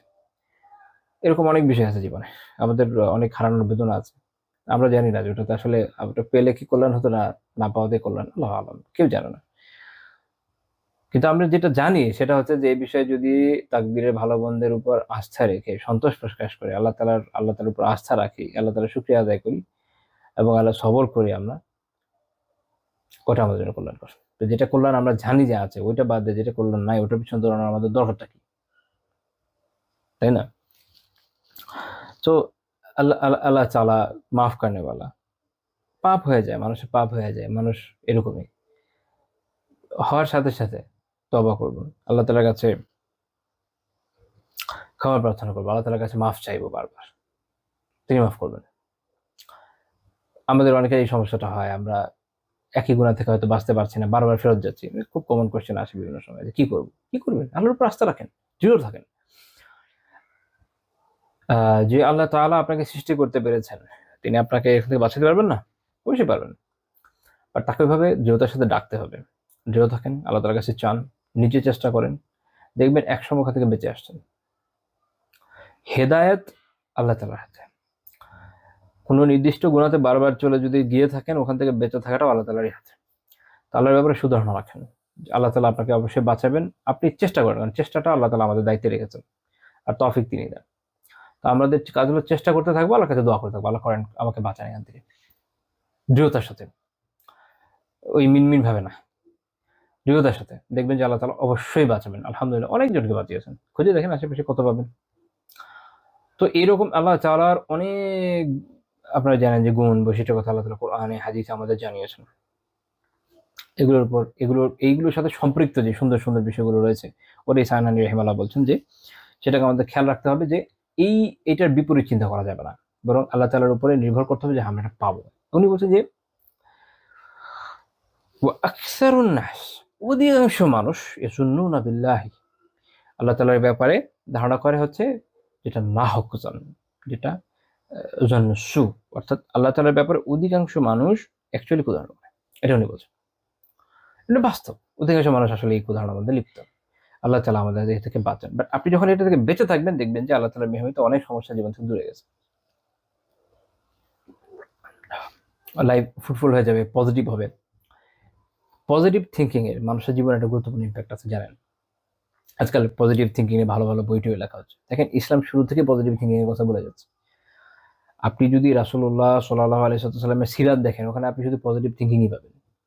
পজিটিভ থিঙ্কিং মানে কি? এখানে আবার কেউ পজিটিভ থিঙ্কিং দেখে এরকম মনে করবে যে আমরা তো কুফারদের বিরুদ্ধে কোনো লড়াই করবো না, এরকম না। লড়াই করাটাই পজিটিভ থিঙ্কিং। ওটা আল্লাহর একটা সরল বিধান। ঠিক আছে, এটাও বোঝা দরকার যে কোন জায়গাটা অ্যাকচুয়ালি পজিটিভ, কোন জায়গাটা অ্যাকচুয়ালি নেগেটিভ। আপনি যদি খারাপদেরকে ছেড়ে রাখেন, আপনি যদি বলেন যে না, যত চোর বাটপাট বদমাইশ আছে এদেরকে আমরা ধরবো না, এদেরকে আমরা কোনো বিচারের আওতায় রাখবো না, এটি পজিটিভ থিঙ্কিং। এটা হতে পারে না। তাহলে দেশ ধ্বংস হয়ে যাবে, মানব জাতি ধ্বংস হয়ে যাবে। এটাকে মাথায় রাখতে হবে। তো ইসলাম যেটা শিখিয়েছে দ্যাটস পজিটিভ, এবং আপনি যখন ওটাকে পারফেক্টলি অ্যাপ্লাই করবেন, সমাজ সভ্যতা সবকিছু সংশোধন হয়ে যাবে। তো আমরা একটু যদি আমাদের বইয়েও দেখি, শায়খ রাহিমাহুল্লাহ তাআলা উল্লেখ করছেন যে আল্লাহ তাআলার ব্যাপারে উদাহরণ বিষয়ক অধ্যায় ওয়াকাউলুহুল্লাহু তাআলা, আল্লাহ তাআলার বাণী, উনি একটা আয়াত উল্লেখ করছেন, ইয়াজুন্নুনা বিল্লাহি গায়রাল হাক্কি যান্নাল জাহিলিয়াহ। এটা নিয়ে আমি একটু আগে বলছিলাম যে আমি এটা ব্যাখ্যা করব। সূরা আলে ইমরানের 154 নম্বর আয়াত। এটা আসলে একটা ঘটনার পরম্পরায় এসেছে। উহুদের যুদ্ধে ওখানে মুনাফিকরাও কিছু ছিল। আপনারা জানেন যে মুনাফিকদের একটা পার্টি তো চলে আসছিল, বাট একটা পার্টি আসেও নাই, একটা অল্প একটা অংশ রয়ে গেছে। দুঃখিত, সর্দি লেগেছে বলেছিলাম, এই জন্য একটু কষ্ট দিয়ে ফেললাম। আচ্ছা, যেমন একজন ছিল আপনার মুতাআব বলে একজন লোক, মুতাআব বিন কুশাইর। তো এরা যেটা হয়েছে যে যখন খুব একটা ক্রিটিক্যাল অবস্থা ওখানে চলছিল, তখন সাহাবীরা আল্লাহর উপর আস্থা রাখছিলেন, দৃঢ়তার সাথে ছিলেন। তো আল্লাহ তাআলা ফলে তাদেরকে তন্দ্রা দিলেন। এই তন্দ্রার মাধ্যমে তাদের যে দুশ্চিন্তা এটা দূর করে দিলেন। আল্লাহ তাআলা বলেন, ওয়ানজালা আলাইকুম মিন বা'দিল গাম্মি আমানাহ নুআসাহ ইয়াগশা তা'iফাতাম মিনকুম।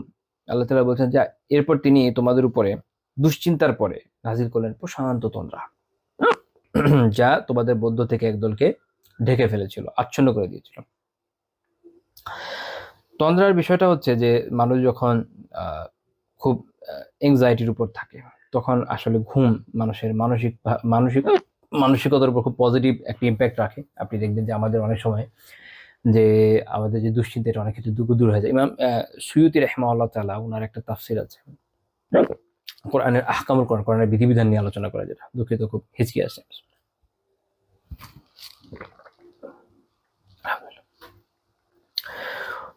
তো ওইখানে ইমাম সুয়ুতি রাহিমাহুল্লাহ এখানে একটা মজার কথা বলছেন যে যারা আতিব্বা, যারা চিকিৎসক, তারা যে বলেন যে মানুষের আসলে দুশ্চিন্তা তন্দ্রা চলে যায়, এটার দলিল হলেই যায় এটা, মানে মানুষের দুশ্চিন্তা ঘুম চলে যায়। তো যাই হোক, তো আল্লাহ তাআলা তন্দ্রার মাধ্যমে মুমিনদের অন্তরকে প্রশান্ত করে দিয়েছেন। কারণ তারা আল্লাহ তাআলার উপরে নির্ভর করেছে, আল্লাহ তাআলার উপর ভরসা করেছে। ইমাম ইবনুল কাইয়্যিম রাহিমাহুল্লাহ বলছেন যে এরা কারা? এরা হচ্ছে আহলুল ঈমান, যারা হচ্ছে ঈমানদার, মানে আহলুল ঈমান ওয়াল ইয়াকিন ওয়াস সাবাত, যারা হচ্ছে আপনার আল্লাহ তাআলার উপর ঈমান এনেছে ঠিকমতো, ইয়াকিন রেখেছে, দৃঢ় ছিল।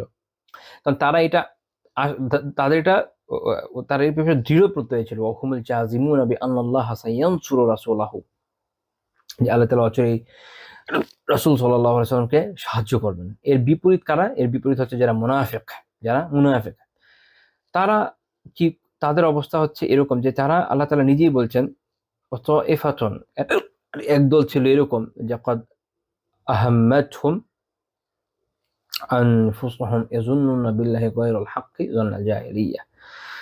তো তাদের এই একদল হচ্ছে জাহিলি যুগের যোগ্যতার সময় তার মতো করে আল্লাহ তাআলা সম্পর্কে অবাস্তব ধারণা করেছে, করে নিজেরা নিজেদেরকে উদ্বিগ্ন করে ফেলেছে। এখানে একটা গুরুত্বপূর্ণ শিক্ষা আছে। আমরা যখন খুবই উদ্বিগ্ন হয়ে যাই, এটার বেসিক কারণ আমরা নিজেরা নিজেদেরকে উদ্বিগ্নতার মধ্যে ফেলে দিই। দেখবেন যে আমরা বিভিন্ন ধরনের চিন্তা করি, কল্পনার ডালা পালা যেতে যেতে কই যায়। আপনি একটা কল্পনা করছেন যে এই হবে, সেই হবে, তারপর এই হবে, তারপর ওই হবে, দেখবেন কল্পনা হয়, কল্পনার বাচ্চা হয়, বাচ্চা, ছানা পোনা, নাতি নাতনি, অনেক কিছু বের হয়, মানুষের উপর ডিপ্রেসড হয়ে যায়। তাহলে ডিপ্রেশনের মূল বিষয় কিন্তু এইখানে, যে আহাম্মাতহুম আনফুসুহুম, নিজেদেরকে নিজেরাই উদ্বিগ্ন করে ফেলেছে।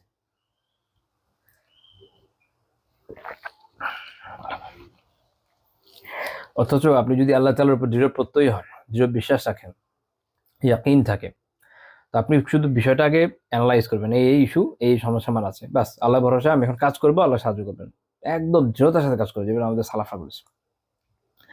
আর আমরা তার উল্টা করি, আমরা চিন্তা করতে করতে ঘুম চলে যায়, মাথা খারাপ হয়ে যায়, মাথায় তেল ঢালা লাগে, নাপা খাওয়া লাগে, টাফনিল খাওয়া লাগে, সো অন। এইটা মুমিনদের আসলে সঠিক বৈশিষ্ট্য নয়। মুমিনদের বৈশিষ্ট্য সাহাবীদের মতো দৃঢ়তার সাথে আল্লাহর উপর ভরসা করে আগায় যাবে। তো এরা আসলে কি ভেবেছে? জালালাইনে আছে যে এরা এটা ভেবেছে যে আন্নান নাবিয়্যা কুতিলা, নবী সাল্লাল্লাহু আলাইহি ওয়াসাল্লাম তো হয়তো নিহত যেহেতু হয়ে গেছেন, আউলা ইউনসারু, অথবা তিনি হয়তো সাহায্য পাবেন না। আল্লাহ তাআলা সাহায্য সম্পর্কে নিরাশ হয়েছে, অথচ আল্লাহ তাআলা এর আগে কোরআনে আয়াত নাজিল করে বলে দিয়েছেন আল্লাহ তাআলা সাহায্য করবেন। তো তারা কেন এটা মনে করছে? তারা কেন এটা মনে করছে? কারণ তাদের এই বিশ্বাসটা নেই আল্লাহ তাআলার উপরে। তারা কোরআনকে ওইভাবে ধারণ করতে পারে না। আপনি এখন খেয়াল করেন, যখন আমি বলি যে তোমরা এই যে হতাশ হয় না, নিরাশ হয় না, যদি তোমরা মুমিন হও তাহলে আল্লাহ তাআলা তোমাদেরকে সবার উপর প্রাধান্য দিবেন। এখন এটা আমাদের অনেক সময় মানতে কেমন লাগে। মূসা আলাইহিস সালামের কথা চিন্তা করেন, পিছনে ফিরআউনের সুবিশাল বাহিনী, সামনে হচ্ছে লোহিত সাগর, পথ কোথায়? বিশ্বাস কে করছেন? মূসা আলাইহিস সালাম। কার উপর? আল্লাহ তাআলার উপর দৃঢ়তার সাথে এগিয়ে গেছেন, আল্লাহ যা বলেছেন করেছেন, রাস্তা হয়ে গেছে। That's the point. হতাশার জায়গা নেই, হতাশার কোনো প্রয়োজন নেই। হতাশা আমরা কেন হবো? পথ যিনি করে উনি করে দেবেন। আমার কাজ হলো কাজ করে যাওয়া, দৃঢ়তার সাথে কাজ করে যাবো, ব্যাস। কাজ করতে পারতেছি কিনা, আমি আমার ডিউটিটা ঠিকমতো দিতে পারছি কিনা, এটা হলো পয়েন্ট। এইটা করতে পারলে আমি আল্লাহ তাআলার কাছে জবাবদিহিতার আওতা মুক্ত থাকবো, আল্লাহ তাআলার কাছে মাফ পাওয়ার দৃঢ় আশা রাখতে পারবো ইনশাআল্লাহ। আশা করি বেঁচে যাবো। কাজ করবো না, বসে বসে দুশ্চিন্তা করবো কিভাবে হবে, হবে না তো। তো এই একটা রোগ এখন সবার ভিতর চলে গেছে। আল্লাহ তাআলা আমাদের হেফাজত করেন। জুবাইর রাদিয়াল্লাহু তাআলা আনহু তিনি বর্ণনা করেছেন যে যখন হিনাশতাদ্দাল খাউফু আলাইনা, যখন ওই যে যুদ্ধের সময় এরকম হয়, উনি ছিলেন আল্লাহ রাসূল সাল্লাল্লাহু আলাইহি ওয়াসাল্লামের আশেপাশে। তো যখন প্রচন্ড ভীতির অবস্থা যুদ্ধের সময়, তিনি বলছেন যে আরসালাল্লাহু আলাইনা নাওম, আল্লাহ তাআলা আমাদের উপর ঘুম দিয়ে দিলেন। উনি বলছেন যে আমাদের মধ্যে এমন কোনো লোক নাই যার যে ঠিক এটা এই একেবারে সুত নেই, এটা একদম এখন বুকের সাথে লেগে যায় না। অর্থাৎ ঘুমে আমরা কি করি, এরকম হয়ে যায় না? জুমার সময় মসজিদে দেখা যায়, বয়ানের সময়, খুতবার সময় বসে বসে ঘুমানো শুরু করে মানুষ, কথা ঠিক। তো এই পর্যায়ে কিন্তু ওই সময় এটা নামাজের সময় আগে এরকম খুতবার সময় এটা প্রেজর দিন, এটা খারাপ। আর জিহাদের ময়দানে যদি এরকম হয়ে যায় তাহলে এটা ভালো, এটা আল্লাহ তাআলার পক্ষ থেকে নাযিলকৃত সাকিনা, অর্থাৎ একই জিনিস, এই জায়গায় ভালো, এই জায়গায় খারাপ। তো তিনি বলছেন আল্লাহ, আল্লাহর কসম, যে আমি মুআতা বিন কুশাইরকে বলতে শুনেছি, কি বলতে শুনেছেন, যে উনি যে লাউ কানা লানা মিনাল আমরি শাইউন মা কুতিলনা হাহুনা, যদি আমাদের এখানে কিছু করার থাকতো, এটা দিয়ে ওরা আসলে বোঝাচ্ছে কি, যে তারা তো চায় নাই এই জিহাদে আসতে, কিন্তু যেহেতু রাসূলুল্লাহ সাল্লাল্লাহু আলাইহি ওয়াসাল্লাম মদিনা ত্যাগ করে চলে এসেছেন, তাই তাদের সাথে আসতে বাধ্য হয়েছে। মানে আমাদের তো কথা শোনাই হয় না, এই জন্য আমরা এই অবস্থায় পড়েছি। তো তার কথা হচ্ছে যদি আমার এই কথা শোনা, আমাদের আসলে কোনো কিছু থাকতো এখানে, কোনো পাওয়ার থাকতো, কোনো কথা থাকতো, কোনো সিচুয়েশন আমাদের এটা কন্ট্রোলের সুযোগ থাকতো, বা আমরা এটাকে নিয়ন্ত্রণ করতে পারতাম, তাহলে এই জায়গায় আমরা আসলে এভাবে নিহত হতাম না। এটা ছিল তার পয়েন্ট। তো তিনি বলছেন যে হাফিজ তো হামিন, হ্যাঁ আমি তার থেকে এটা, ওই উনি তন্দ্রার মধ্যে এটা মনে রাখছেন যেটা উনি বলেছে। এটা ওই লোকটা, ওই সেই মুনাফিক যে সেটা বলেছে। তারপর উনি বলছেন যে তারপর আল্লাহ তাআলা এই আয়াত নাযিল করেন। এটা কোরআন একটা আয়াত হিসেবে আল্লাহ তাআলা কোরআনে নাযিল করেছেন একটা আয়াত। তো এটা ইমাম ইবনে আবি হাতিম রাহিমাহুল্লাহ তাআলা তার তাফসীরে বর্ণনা করেছেন। তো আমরা এখান থেকে একটা জিনিস বুঝলাম যে এটা এটা মুনাফিকদের বৈশিষ্ট্য। এইভাবে আল্লাহ তাআলার যে আল্লাহ তাআলার যে ওয়াদা সে সম্পর্কে উদাসীন হয়ে উদ্বিগ্ন হয়ে যাওয়া।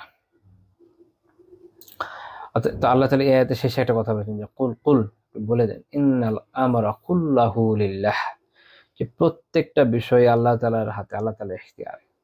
আল্লাহ তাআলা যদি না দেয়, কিছু করার আছে আমাদের, সারাদিন কান্নাকাটি করলেও কিছু পাবো, সম্ভব নয় না। আপনি যতই চিন্তা ভাবনা করেন, আল্লাহ না দিলে তো পাবো না, পাবো পাবো না। আলহামদুলিল্লাহ। অন্যদিকে আল্লাহ তাআলা যদি দিতে চান, আমি কিছু না করলেও তো পেতে পারি, বাট আল্লাহ তাআলা এটা নিজামটা রাখেন না দুনিয়াতে। দুনিয়াতে আমাদের জন্য এটাই নিজাম আল্লাহ তাআলা নির্ধারণ করেছেন, আমরা কাজ করব, আল্লাহ তাআলার উপর ভরসা করবো, তার উপর ইয়াকিন করে আগে এগিয়ে যাব, তার উপর দৃঢ় আস্থা রাখবো, তাওয়াক্কুল করবো, তাকদীরে ভালো মন্দের প্রতি সন্তোষ পোষণ করব। এটা হচ্ছে আমার পার্ট থেকে ডিউটি। এটা আমি ঠিকমতো করবো, আশা করা যায় আমি আল্লাহ তাআলার পক্ষ থেকে মেহরবানি পাবো। আমরা এই বিষয়ে একটা আয়াত দেখি, যেটা শেখ রাহিমাহুল্লাহ তাআলা এরপরে উল্লেখ করছেন। তিনি বলছেন ওয়াকাউলুহুল্লাহ তাআলা, এরপর আল্লাহ তাআলা বলছেন ওয়াযালিকুম যন্নুকুম আল্লাযী যানানতুম বিরাব্বিকুম আরদাকুম। এটা সূরা ফুসিলাতের 23 নম্বর আয়াত।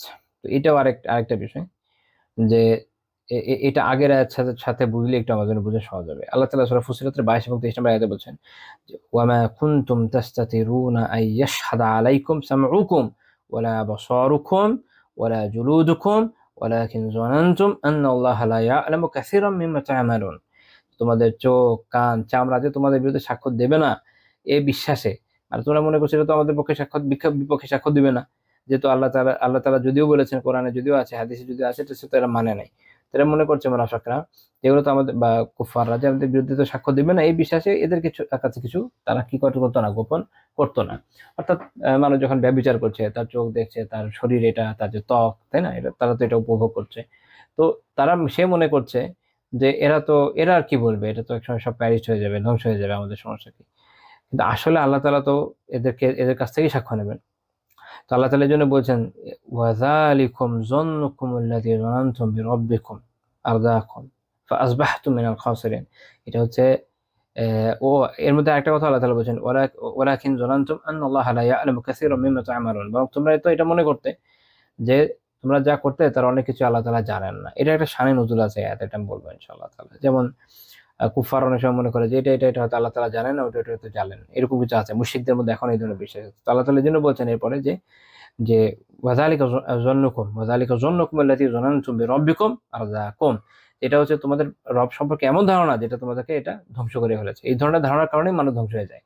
এই ধারণার কারণে মানুষ কখনো তার এটা মানসিকভাবে সেটা মানে না, সেটা চিন্তাগতভাবে মানে না। আর আমাদের ফাসিক ফাজেরদের মতো চিন্তাগতভাবে মানলেও প্র্যাকটিক্যাল লাইফে এটা কোনো অ্যাপ্লিকেশন খুঁজে পাওয়া যায় না। ফলে যেটা হয়েছে, এরা ধ্বংস হয়েছে। ফাসবাহতুম মিনাল খাসিরিন, ফলে তোমরা ক্ষতিগ্রস্ত হয়েছে। আল্লাহ তাআলা এই বিষয়ে সতর্ক করে দিচ্ছেন। তো এটা একটা হাদিস আছে মুসনাদ আহমদের 3614 নম্বর হাদিস। আব্দুল্লাহ বিন মাসউদ রাদিয়াল্লাহু তাআলা বলছেন যে কুনতু মুস্তাতিরাম বিআসতারিল কাবা, আমি কাবার যে উপরে যে কভারটা আছে এটাতে ঢাকা ছিলাম। তো তখন ৩ জনের একটা দল আসছেন। উনি বলছেন যে একজন কুরাইশ আর ২ জন সাকাফি, মানে বনু সাকিফের, অথবা অথবা একজন ২ জন কুরাইশ, একজন সাকিফ, অথবা ২ জন সাকাফি, একজন কুরাইশ, এরকম হয়ে থাকবে। যেহেতু উনি পর্দার আড়ালে ছিলেন, ওইভাবে ফুলি করতে পারেননি। তো উনি বলছেন যে এদের মধ্যে একজন ছিল এরকম যে তার পেটে অনেক চর্বি ছিল, মানে অনেক মোটা। এবং বলছেন যে কলিলুন ফিকহু কুলুবিহিম, তার অন্তরের বোধ অনেক অল্প ছিল, অর্থাৎ বোধ কম ছিল, পেট মোটা ছিল, শরীর। ফাতাকাল্লামু বিকালামিন লাম আসমাহু, তারা কিছু কথাবার্তা বলে, এগুলো আমি শুনি নাই। তারপর তিনি বলছেন যে তাদের একজন, যে কম বুঝে, সে কি বললো, সে বললো যে তারাউনা আল্লাহ ইয়াসমাউ কালামানা হাযা। ও একজন এটা বললো যে, যেহেতু অনেক আস্তে আস্তে বলছে, যে শোনা যাচ্ছে না আশেপাশে, আব্দুল্লাহ রাদিয়াল্লাহু তাআলা আনহু তিনি পর্দার আড়াল থেকেই শুনতে পাচ্ছেন এই এত কাছে থেকে। তো একজন তখন বলল যে, তুমি কি মনে করো যে আল্লাহ তাআলা আমাদের এসব কথা শুনতে পাচ্ছেন? তো তখন ওই যে যার বুদ্ধিটা একটু কম, সে কি বলল? সে বলল যে, আমি যেটা মনে করি সেটা হচ্ছে, ইযা রাফা'না আসওয়াতানা সামিআ, যদি আমি খুব মানে আমার স্বরকে উঁচু করি আমরা, তখন তিনি শুনতে পান। ওয়া ইযা লাম নারফা'হা লাম ইয়াসমা'হু, কিন্তু যখন আমরা স্বরকে উঁচু করি না, অর্থাৎ আস্তে আস্তে ফিসফিস করে বলি, এটা আর উনি শুনতে পারেন না। আলহামদুলিল্লাহ, এটা আল্লাহ তাআলা সম্পর্কে তাদের হচ্ছে আকীদা। তো আরেকজন আবার এই সময় বলল যে, ইন সামিআ মিনহু শাইআ সামিআহু কুল্লাহ, যদি কিছু তোমার থেকে তিনি আল্লাহ তাআলা শুনে থাকেন, তো পুরোটাই শুনবেন। তাহলে অল্পটা কেন শুনবেন না? তার কিছু সেন্স মেক মেক করে না। তো তারপরে আব্দুল্লাহ বিন মাসউদ রাদিয়াল্লাহু তাআলা আনহু রাসূলুল্লাহ সাল্লাল্লাহু আলাইহি ওয়াসাল্লামের কাছে এই বিষয়টা উল্লেখ করলেন। তো আল্লাহ তাআলা এই আয়াত নাযিল করলেন। তো যেটা একটু আগে আমরা আয়াতে আলোচনা করলাম। তাহলে দেখেন যে মানুষ যখন বিভিন্ন গুনাহের মধ্যে লিপ্ত থাকে, যে যারা মুশরিকিনরা আছে তারা আল্লাহ তাআলা সম্পর্কে এই ধরনের ধারণা করে। আপনি দেখবেন যে এখন যে ধরনের মুশরিকরা আছে বিভিন্ন টেম্পলে গিয়ে এরা ঘন্টা বাজাতে হয়, জোরে ঘন্টা বাজায়। কারণ জোরে না বাজালে তাদের যে ডেইটিস, তারা তো শোনে না। তাদের তো বিশাল ঘন্টা বাজাতে হয়। কি বৌদ্ধ টেম্পলে, কি হিন্দু চার্চ, এভরিওয়্যার।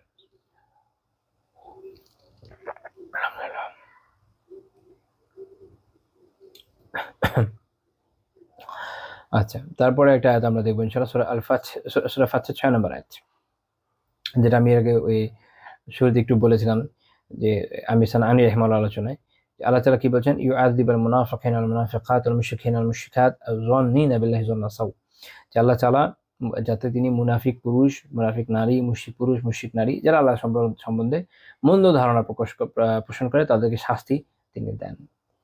তিনি বলছেন যে আলাইহিম দায়রাতুস সাও, তাদের উপরে মঙ্গলের চক্র তাদের উপর আপতিত হয়। আল্লাহ তাআলা বলছেন যে ওয়াগাদিবাল্লাহু আলাইহিম, আল্লাহ তাআলা তাদের প্রতি রুষ্ট, ওয়া লাআনাহুম ওয়া আ'আদ্দা লাহুম জাহান্নাম ওয়া সাআত মাসীরা, আল্লাহ তাআলা তাদের প্রতি রুষ্ট হয়েছেন, তিনি তাদেরকে লানত করেছেন, তাদের জন্য জাহান্নামকে প্রস্তুত রেখেছেন, কত নিকৃষ্ট প্রত্যাবর্তন স্থল এটা। তো তাদের উপরে এই আপনার মন্দের যে চক্র কিভাবে আপতিত হয়, এটা হচ্ছে তাদের যে লাঞ্ছনা বা যে আযাব তারা পাবে এর মাধ্যমে পাবে। কেন? কারণ জালালাইনে আছে যে জন্নু আন্নাহু লা ইয়ানসুর মুহাম্মাদা ওয়াল মুমিনিনা সাল্লাল্লাহু আলাইহি ওয়াসাল্লাম, যে তারা মনে করেছে, মুনাফিকরা মনে করেছে যে আল্লাহ তাআলা হয়তো মুহাম্মদ সাল্লাল্লাহু আলাইহি ওয়াসাল্লামকে এবং মুমিনদেরকে সাহায্য করবেন এইজন্য।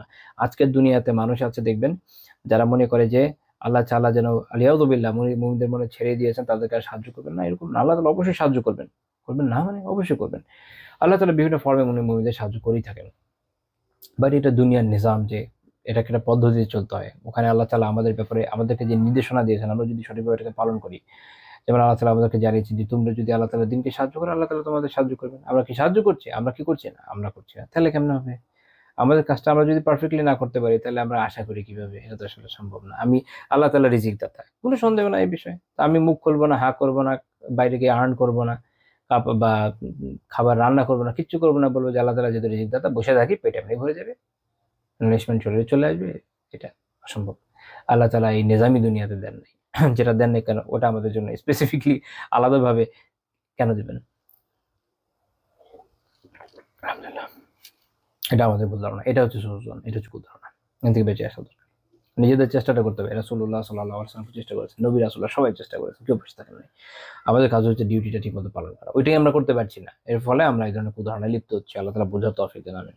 এখন আমরা এই বিষয়ে কিছু হাদিসও দেখতে পারি। শাইখ রাহিমাহুল্লাহ তাআলা এরপরে একটা হাদিস উল্লেখ করেছেন যে রুইয়া মিন হাদিস ইবনে ওমর থেকে বর্ণিত আছে, আকবরুল কাবাইর সুউজ্জান বিল্লাহ, সবচেয়ে বড় কবিরা গুনাহ হচ্ছে আল্লাহ তাআলার ব্যাপারে কুধারণা পোষণ করা, যেটা আমি আগে বলেছিলাম। এটা ইবনে মারদাওয়ী রাহিমাহুল্লাহ তাআলা বর্ণনা করেছেন, বাট এটার সনদ এটা সহিহ না, এটা সনদ দাইফ। ইবনে হাজার আসকালানী রাহমাতুল্লাহি আলাইহি ফাথুল বারীতে এটা সনদ দাইফ বলেছেন। তো এইটা আমরা একটু সাইডে রাখবো। এরপর আমরা অন্য একটা হাদিসে যাই। জাবের রাদিয়াল্লাহু তাআলা আনহু বলছেন যে তিনি রাসূলুল্লাহ সাল্লাল্লাহু আলাইহি ওয়াসাল্লামকে বলতে শুনেছেন, কখন? ইয়াকুলু ক্বাবলা মাউতিহি বিসালাস, তার মৃত্যুর ৩ দিন আগে, অর্থাৎ খুবই গুরুত্বপূর্ণ বিষয় বলে আল্লাহ রাসূল এই সময়টা বলেছেন যে আলা লা ইয়ামুতুন্না আহাদুম মিনকুম ইল্লা ওয়া হুয়া ইউহসিনু বিল্লাহি যন্না, তোমাদের কেউ যেন আল্লাহ তাআলার ব্যাপারে সুধারণা পোষণের আগে বা নিজের যে ধারণা এটা আল্লাহর ব্যাপারে করার আগে, উত্তম করার আগে, ভালো করার আগে না মরে। অর্থাৎ মরার আগে এটা নিয়ে মরো, এইরকম সুধারণা নিয়ে তারপরে মরো। এটা মুসনাদ আহমদের 14,386 নম্বর হাদিস। শোয়েব আহমদ রাহিমাহুল্লাহ বলছেন এই হাদিস সহিহ এবং ইমাম মুসলিম রাহমাতুল্লাহি আলাইহির শর্ত অনুযায়ী শক্তিশালী। ইমাম ইবনু কুতাইবা রাহিমাহুল্লাহ তাআলার একটা কিতাব আছে আল মাসাইল ওয়াল আজওয়াবাহ, ওখানে উনি এটা ব্যাখ্যা করতে করতে গিয়ে বলছেন যে এটা দ্বারা উদ্দেশ্য হচ্ছে যে তোমরা তোমাদের কারোর মধ্যে যেন এরকম না থাকে যে আল্লাহ তাআলার রহমত থেকে সেজন্য নিরাশ হয়ে যাবে, এরকম যেন না হয়। অর্থাৎ আল্লাহ তাআলার রহমত থেকে সেজন্য নিরাশ না হয় মৃত্যুর আগে, বরং সে এমন অবস্থায় মারা যাবে, ওয়ালিয়ামুত রাজিয়া লিল আফওয়ে, আল্লাহ তাআলার ক্ষমা সম্পর্কে আশাবাদী হয়ে মারা যাবে। এটা আপনি কখন হবেন? এটা আপনি তখন হইতে পারবেন যখন সারা জীবন আপনি নেককার থাকবেন। আলহামদুলিল্লাহ সবসময় নেক আমল করেছেন, সালাত ঠিকমতো করেছেন, যাকাত দিয়েছেন, অন্যান্য সকল নেক আমল ঠিকমতো করেছেন, কবিরা গুনাহ থেকে, শিরক কুফর বিদআত থেকে বেঁচে থেকেছেন। আলহামদুলিল্লাহ মৃত্যুর সময় আপনি এমনি একটা দৃঢ়তা পাবেন নিজের ভিতর। সারা বছর যে পড়াশোনা করে না এবং পরীক্ষার হলে যখন আপনি শুনছেন যে নকলের কোনো স্কোপই নাই, সামনে দিক ওদিক করলে ধরে ফেলছে ম্যাজিস্ট্রেট, তখন পরীক্ষার হলে যাইতে মানুষের ভয় লাগে। তখন কিভাবে ভালো থাকবে? আর যে হতেছে আলহামদুলিল্লাহ বই এমন ভাবে পড়েছে, একদম আল্লাহর রহমতে খুব ভালো মতো তার প্রিপারেশন হয়েছে, সে পরীক্ষার প্রশ্ন কত কঠিন যদি আউট অফ দ্য সিলেবাস না হয় এটা নিয়ে তার মাথা ব্যথা থাকে না, পেরে যাবে ইনশাল্লাহ। ওই যে আত্মবিশ্বাস এটা তখন আসে যখন আপনি ওই অনুযায়ী কাজ করেন। তো তার মানে হচ্ছে যে আল্লাহ রাসূল সাল্লাল্লাহু আলাইহি ওয়াসাল্লাম আমাদেরকে এটা ওসিয়ত করে গেছেন যে আমরা যেন ওইভাবে জীবনযাপন করি যেন যখন আমরা মারা যাব আমাদের মধ্যে আল্লাহ তাআলার প্রতি সুধারণাটা থাকে। আর আমি তো আমার কাজটা করেছি, এখন আমরা আশা রাখবো যে আল্লাহ তাআলা আমাদের ক্ষমা করবেন, আল্লাহ তাআলার ক্ষমা সম্পর্কে আমরা নিরাশ হবো না। তো এই জন্য আমরা বললাম যে তাহলে আমাদের সুধারণা রাখা জরুরি। বিপরীত যে কুধারণা এটা থেকে বেঁচে থাকা দরকার। বিপরীত কোনটা? কুধারণা। কুধারণা কেন তৈরি হয়? নিজের কুকাজের কারণে। নিজের কুকর্মের জন্য মানুষের মধ্যে আসলে আল্লাহ তাআলা সম্পর্কে কুধারণা তৈরি হয়। কিন্তু নিজের মধ্যে যদি সুকর্ম থাকে আশা করা যায় আল্লাহ তাআলা সম্পর্কে সুধারণা তৈরি হয়ে যাবে অটোমেটিক্যালি। এই হাদিসের আমরা দেখি যে আরো কয়েকটা ভ্যারিয়েশন পাওয়া যায়। জাবের রাদিয়াল্লাহু আনহু থেকে মুসনাদ আহমদেরই 15,197 হাদিস, 15,197। সেটা হচ্ছে এরকম যে লা ইয়ামুতুন্না আহাদুকুম ইল্লা ওয়া হুয়া ইউহসিনু বিল্লাহি যন, ওই প্রথম অংশ একই। তারপর তিনি বলছেন যে ফা ইন্না কওমান, মানে এমন এক জাতি ছিল যে লাকাদ আরদাহুম সুউযুন্নিহিম বিল্লাহ, যে আল্লাহ তাআলা সম্পর্কে উদাহরণ যাদেরকে ধ্বংস করেছে। যেমন ওই যেটা এরপরে তিনি সূরা ফুসসিলাতে 23 নম্বর আয়াতটা তিলাওয়াত করলেন। এটা আমরা এর আগে এটা তাফসীরে আলোচনা করেছি যে তার মানে হলো মুনাফিকদের ধ্বংস হওয়ার কারণ হচ্ছে এটা যে আল্লাহ তাআলা সম্পর্কে উদাহরণ ছিল তাদের মনে। এই হাদিসের মূল মাফহুম, মূল অর্থ সঠিক, কিন্তু এই স্পেসিফিক সনদটার মধ্যে দুর্বলতা আছে। এখানে নদর বিন ইসমাইল এবং ইবনে আবি লাইলা বলে দুইজন রাবী রয়েছেন যাদের দুর্বলতা রয়েছে বলে শোয়েব রাহমাতুল্লাহি আলাইহি উল্লেখ করেছেন। তো কিন্তু মূল মাফহুম, মূল কথাটা সত্যই। এই আয়াতের শানে নজুল এবং অন্যান্য বিষয় আমাদের এটা বোঝায়। তাহলে আমাদের কাজ হচ্ছে আল্লাহ তাআলা সম্পর্কে সুধারণা রাখা। এই জন্য আবু হুরায়রা রাদিয়াল্লাহু আনহু বর্ণনা করেছেন যে রাসূলুল্লাহ সাল্লাল্লাহু আলাইহি ওয়াসাল্লাম বলেছেন, ইয়াকুলুল্লাহু তাআলা, আল্লাহ তাআলা বলেন, আনা ইনদা যন্নি আবদি বি, আমি আমার ব্যাপারে বান্দা যে ধারণা করে সে অনুযায়ী সে আমাকে কাছে পাবে। সহজ কথায় সহিহ বুখারী ৭,৪০৫ নম্বর হাদিস। এটার ব্যাখ্যা বোঝার জন্য আমরা আরো দু একটা হাদিস একটু দেখব সেম ধরনের অর্থে। ইমাম আহমদ রাহিমাহুল্লাহ তার মুসনাদ উল্লেখ করেছেন ৯,০৭৬ নম্বর হাদিস যে আনা ইনদা যন্নি আবদি বি, আমি আমার বান্দার ধারণার নিকটবর্তী, ইন যন্না বি খায়রান ফালাহু, যদি সে আমার ব্যাপারে সুধারণা রাখে তাহলে তার জন্য সেটা, অর্থাৎ সে ওই কল্যাণটা পাবে। আমার ব্যাপারে কল্যাণ ধারণা রাখবে, আমিও কল্যাণ দিব। ওয়া ইন যন্না শাররা ফালাহু, আর যদি আমার ব্যাপারে অকল্যাণের ধারণা রাখে, খারাপ ধারণা রাখে, তাহলে সে তাই পাবে। তার মানে আপনি যদি আল্লাহ তাআলা সম্পর্কে সুধারণা রাখেন আল্লাহ তাআলা সে অনুযায়ী আপনাকে দিবেন, কুধারণা রাখবেন আপনি ওর মধ্যে পড়ে যাবেন। এইটা শেখ আলবানী রাহিমাহুল্লাহ সিলসিলাতুস সহিহাতে এটা সনদটা সহিহ বলেছেন। ইমাম দারিমি রাহিমাহুল্লাহ তাআলা তার মুসনাদে একটা হাদিস উল্লেখ করেছেন, মুসনাদে ২,৭৭৩ নম্বর হাদিস, যে ক্বালা আল্লাহু তাবারাকা ওয়া তাআলা, আল্লাহ তাবারাকা ওয়া তাআলা বলেন, আনা ইনদা যন্নি আবদি বি, আমি আমার বান্দার ধারণার নিকটবর্তী, ফালিয়াজুন্না বি মা শাআ, কাজে সে যেভাবে চায় সেভাবে আমার ব্যাপারে ধারণা করুক। অর্থাৎ আল্লাহ তাআলা বান্দাকে স্বাধীন ইচ্ছা শক্তি দিয়েছেন যে তুমি ধারণা করো, সে অনুযায়ী পাবা। এটা এটা যে মুহাক্কিক শেখ হুসাইন আসাদ রাহিমাহুল্লাহ তাআলা এটা সনদটা সহিহ বলেছেন। আলহামদুলিল্লাহ। তো এই আলোচনা এখন পর্যন্ত আমরা যেটুকু করলাম তাতে আমাদের এটা আলহামদুলিল্লাহ সুস্পষ্ট হয়ে গেল যে আল্লাহ তাআলা সম্পর্কে সুধারণা রাখা কতটুকু জরুরি। ইমাম নববী রাহিমাহুল্লাহ তাআলা সহিহ মুসলিমের ব্যাখ্যা গিয়ে বলছেন যে কাজী ইয়াজ রাহিমাহুল্লাহ বলেছেন, যেটা বলা হয় যে এই যে সুধারণার এই যে হাদিসটা যে আমার ব্যাপারে সুধারণা রাখা, এটার ব্যাখ্যায় তিনি বলছেন যে মানে হচ্ছে বিল বিল কুফরানি লাহু ইযা ইস্তাগফারা, যখন সে কিভাবে সুধারণা রাখবে খেয়াল করেন। সুধারণা মানে কি? আমি যখন একটা আকাজ করবো মনে করবো যে হ্যাঁ আল্লাহ আমাকে দেবে, বাঙালি যেটা করে, না এরকম না। এটা মানে হচ্ছে যখন সে ইস্তিগফার করবে, ক্ষমা প্রার্থনা করবে, সেই ধারণা রাখবে আল্লাহ তাআলা ক্ষমা করবেন। যখন সে ইদা চাবা, যখন সে তওবা করবে, ওয়াল কাবুল ইদা তাব, যখন সে তওবা করবে সেই তওবা কবুল হওয়ার ব্যাপারে সুধারণা রাখবে। সে আন্তরিকভাবে কেঁদে কেটে তওবা করবে, সে সুধারণা রাখবে যে হ্যাঁ আল্লাহ কবুল করবেন। ওয়াল ইজাবাতি ইদা দাআ, যখন সে দোয়া করবে তখন সে এই দোয়া কবুল হওয়ার ব্যাপারে সুধারণা রাখবে যে হ্যাঁ এটা কবুল হবেই, হয়েছে। যখন সে কোনো কিছু তলব করবে, চাইবে, যে কোনো হালাল বিষয় চাইবে, সে এটা পর্যাপ্ত পরিমাণ পাবে বলে সেই দৃঢ় একটা আশা রাখবে। তো এইভাবে যখন সে করবে এবং আল্লাহ তাআলার ক্ষমার আশা রাখবে, এরকম আল্লাহ তাআলার ব্যাপারে সুবিষয়গুলোতে সুন্দর সুন্দর ধারণা যখন সে রাখবে, সেটা হচ্ছে এই হাদিসের মূল চালিকা শক্তি বা চাহিদা, যেটা এটা আমাদের আসলে শেখাচ্ছে। এই জন্য সাহাবীদেরকে দেখবেন যে তারা আল্লাহ তাআলার রাস্তায় যেমন ধরেন জিহাদে গেছেন, এমন ক্রিটিক্যাল অবস্থা ছিল যে শত্রু বাহিনী এত বড়, তাদের এত ছোট বাহিনী, তো আল্লাহ তাআলার ওয়াদার উপর তাদের ভরসা ছিল, তারা দৃঢ়তার সাথে যুদ্ধ করেছে। তারা ঐরকম মানে কুফারদের সাথে গিয়ে তুলু করা, যেটা অনেক সময় মুসলিমরা মনে করে যেভাবে করলে মনে হয়ে যাবে, কখনো হবে না। আল্লাহ তাআলা কোরআনে আমাদের বলে দিয়েছেন যে কখনোই কুফাররা, ইহুদিরা, নাসারারা আমাদের প্রতি সন্তুষ্ট হবে না যতক্ষণ না আমরা তাদের যে মিল্লাত ওইটাকে অনুসরণ না করছি। এটা আল্লাহ তাআলা বলে দিয়েছেন। এর বিপরীত যদি আমি চিন্তা করি, ওটা আল্লাহ তাআলার ব্যাপারে উদাহরণ। আর আল্লাহ তাআলা তো বলে দিয়েছেন করবে না, তাহলে কেন করবে? হ্যাঁ, কিছু কিছু মানুষ ডিফারেন্ট হইতে পারে, কিছু কিছুটা হলো সংখ্যা অল্প হবে, কারণ এখানে যেহেতু ব্যাপকভাবে দুইটা কম সম্পর্কে বলা হয়েছে, তাই তাদের সংখ্যাগরিষ্ঠের বিপরীত থাকবে, সে অনুযায়ী বিধান আসে। তো এটা মাথায় রাখতে হবে। তো ইমাম নবী রাহিমাহুল্লাহ আরেক জায়গায় বলছেন যে ক্বালাল উলামা ও আলিমরা বলেছেন যে মা'না হুসনুজ জন্নি বিল্লাহ, আল্লাহ তাআলা সম্পর্কে সুধারণার মানে হচ্ছে আইয়াজুন্না আন্নাহু ইয়ারহামুহু ওয়া ইয়াফু আনহু, যে তিনি ব্যক্তিকে মাফ করবেন, তাকে ক্ষমা করবেন, তার প্রতি রহম করবেন। এগুলো খেয়াল রাখতে হবে। তো আমরা আলহামদুলিল্লাহ মোটামুটি আমাদের আলোচনা শেষের দিকে চলে এসেছি। একটু বেশি সময় আজকে নিয়ে নিলাম, চেষ্টা করছি আজকের টপিকটা শেষ করে দিতে। তো এই বিষয়ে আমরা সালাফদের দু একটা উক্তি একটু দেখি। হাসান আল বসরি রাহিমাহুল্লাহ বলছেন যে আন্নাল মুমিনা আহসানাজ যন্না ফা আহসানাল আমাল, একজন মুমিন হচ্ছে সে আল্লাহর ব্যাপারে সুধারণা রাখে, উত্তম ধারণার উপরে থাকে, ফলে সে তার আমল সুন্দর হয়, তার আমল সুন্দর হয়। দেখেন যে যখন আপনি আল্লাহ তাআলার উপর সুধারণা রাখবেন, আপনার মধ্যে ডিপ্রেশন থাকবে না। আমরা এখন পর্যন্ত যে আলোচনা করলাম, কুধারণা যখন মানুষ রাখে, আল্লাহ তাআলার রহমত সম্পর্কে নিরাশ হয়, ফলে নিজের জীবন সম্পর্কে নিরাশ হয়, তার আমলের মধ্যে কোনো ভালো লাগা আসে না, তার আমল ভালো হয় না, মানে তার সব ধ্বংস হয়ে যায়, সব বরবাদ হয়ে যায়। মানে এটা গ্র্যাজুয়ালি মানুষকে ডিপ্রেশনের চূড়ান্ত লেভেলে নিয়ে যায়।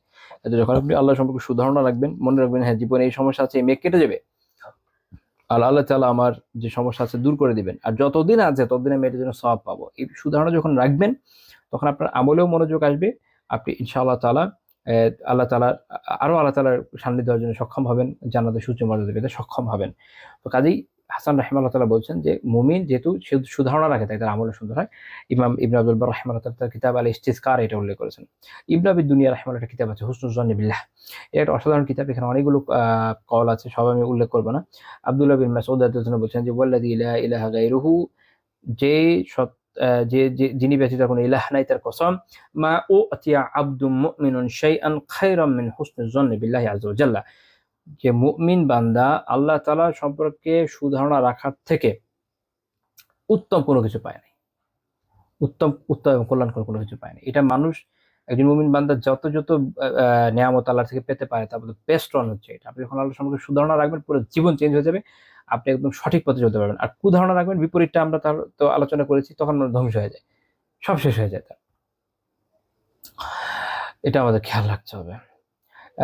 আব্দুর রাদিয়াল্লাহু তাআলা একটা বর্ণনা এরকম আছে যে উনি একদিন জিজ্ঞেস করেছিল ওনার মৃত্যুর আগে তার যে ঋণ, এটার বিষয়ে উনি বলছেন আনা আরজু রব্বি লিজামবি লা আরজুহু লিদাইনি, আমি আমার গুনার ব্যাপারে আল্লাহ তাআলার কাছে আশা রাখি, আমি আমার ঋণ নিয়ে আশা রাখি না। মানে এটা উনি বুঝাতে চাচ্ছেন যে দুনিয়া এসব তুচ্ছ বিষয় নিয়ে মাথা ঘামাচ্ছেন না, অনেক বড় বিষয় নিয়ে টেনশনে আছে।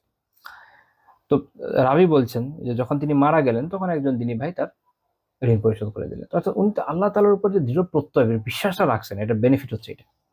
ইবনু আউন রাহিমাহুল্লাহ তাআলা বলছেন ইবনু সিরিন রাহমাতুল্লাহ আলাইহির ব্যাপারে খেয়াল রাখেন, এটা একটা ব্যালেন্সিং পয়েন্ট, এটা মাথায় রাখতে হবে। পুরো আলোচনার সারমর্ম চলে আসবে এখানে। মা রাআইতু আহাদান কানা আ'যামা রাজাআ লি বা রাআইতু আহাদান কানা আ'যামা রাজাআন লিহাযিহিল উম্মাহ মিন মুহাম্মদ বিন সিরিন। মুহাম্মদ বিন সিরিন রাহিমাহুল্লাহ থেকে এই উম্মাতের মধ্যে আল্লাহ তাআলার কাছে আশাবাদী, অধিক আশাবাদী আর কাউকে আমি আসলে দেখি নাই। মানে উনি আল্লাহ তাআলার কাছে সবচেয়ে আশাবাদী ব্যক্তি হিসেবে ইবনে আউন রাহিমাহুল্লাহ কাকে চিনছেন? মুহাম্মদ বিন সিরিন রাহিমাহুল্লাহ বা ইবনু সিরিন রাহমাতুল্লাহ আলাইহি। তারপর উনি বলছেন, কিন্তু এই যে এত আশাবাদ, ওয়া আশাদ্দা খাউফান আলা নাফসিহি মিনহু, কিন্তু তার একটা বৈশিষ্ট্য এটাও যে তিনি নিজের নফসের ব্যাপারে যে পরিমাণ ভীত ছিলেন, এরকম আমি কাউকে দেখি নাই। তার মানে ২ টা বৈশিষ্ট্য একত্রিত হয়েছে, এটা হচ্ছে ব্যালেন্স। এটা হচ্ছে আমাদের লাগবে। এক, আল্লাহ তাআলার কাছে সর্বাধিক সর্বোচ্চ উত্তমভাবে আশা রাখা দৃঢ়তার সাথে, আবার নিজের নফসের যে ক্ষতি, শয়তানের ওসওয়াসায় আমার নিজের যে পথভ্রষ্ট হয়ে যাওয়ার একটা সম্ভাবনা, নিজের বিভিন্ন ধরনের আত্মিক কবিরা গুনাহে লিপ্ত হওয়ার সম্ভাবনা, নিজেকে বড় মন না করার ব্যাপারগুলা, অন্যান্য যে বিষয়গুলো, এগুলোর ব্যাপারে খুবই ভীত সন্ত্রস্ত থাকতে হবে এবং আল্লাহ তাআলার কাছ থেকে আ ক্ষমার আশাও রাখতে হবে। তো এইভাবে একটা ব্যালেন্সের মাধ্যমে একজন মুমিনের জীবনকে নির্বাহ করতে হবে। এটা যখন আমরা করব, আমরা ইনশাআল্লাহ তাআলা দুনিয়া এবং আখিরাতে সফল এবং কামিয়াব হয়ে যাব। আল্লাহ তাআলা আমাদের কথাগুলো বোঝার এবং আমলের তৌফিক দান করুন। আমাদের ভুল ত্রুটিগুলোকে মাফ করে দেন। আল্লাহ তাআলা আমাদেরকে তৌফিক দান করুন যেন আমরা তার ব্যাপারে কুধারণা থেকে বেঁচে থাকতে পারি। তার ব্যাপারে আমরা সর্বোচ্চ সুন্দর, উত্তম সুধারণা রাখতে পারি এবং এর মাধ্যমে আল্লাহ তাআলা আমাদের দ্বীন এবং দুনিয়া উভয়টার ইসলামে সংশোধন করে দেন। আমিন। সুবহানাকাল্লাহুম্মা বিহামদিকা লা ইলাহা ইল্লা আনতা আস্তাগফিরুকা ওয়া আতুবু ইলাইক।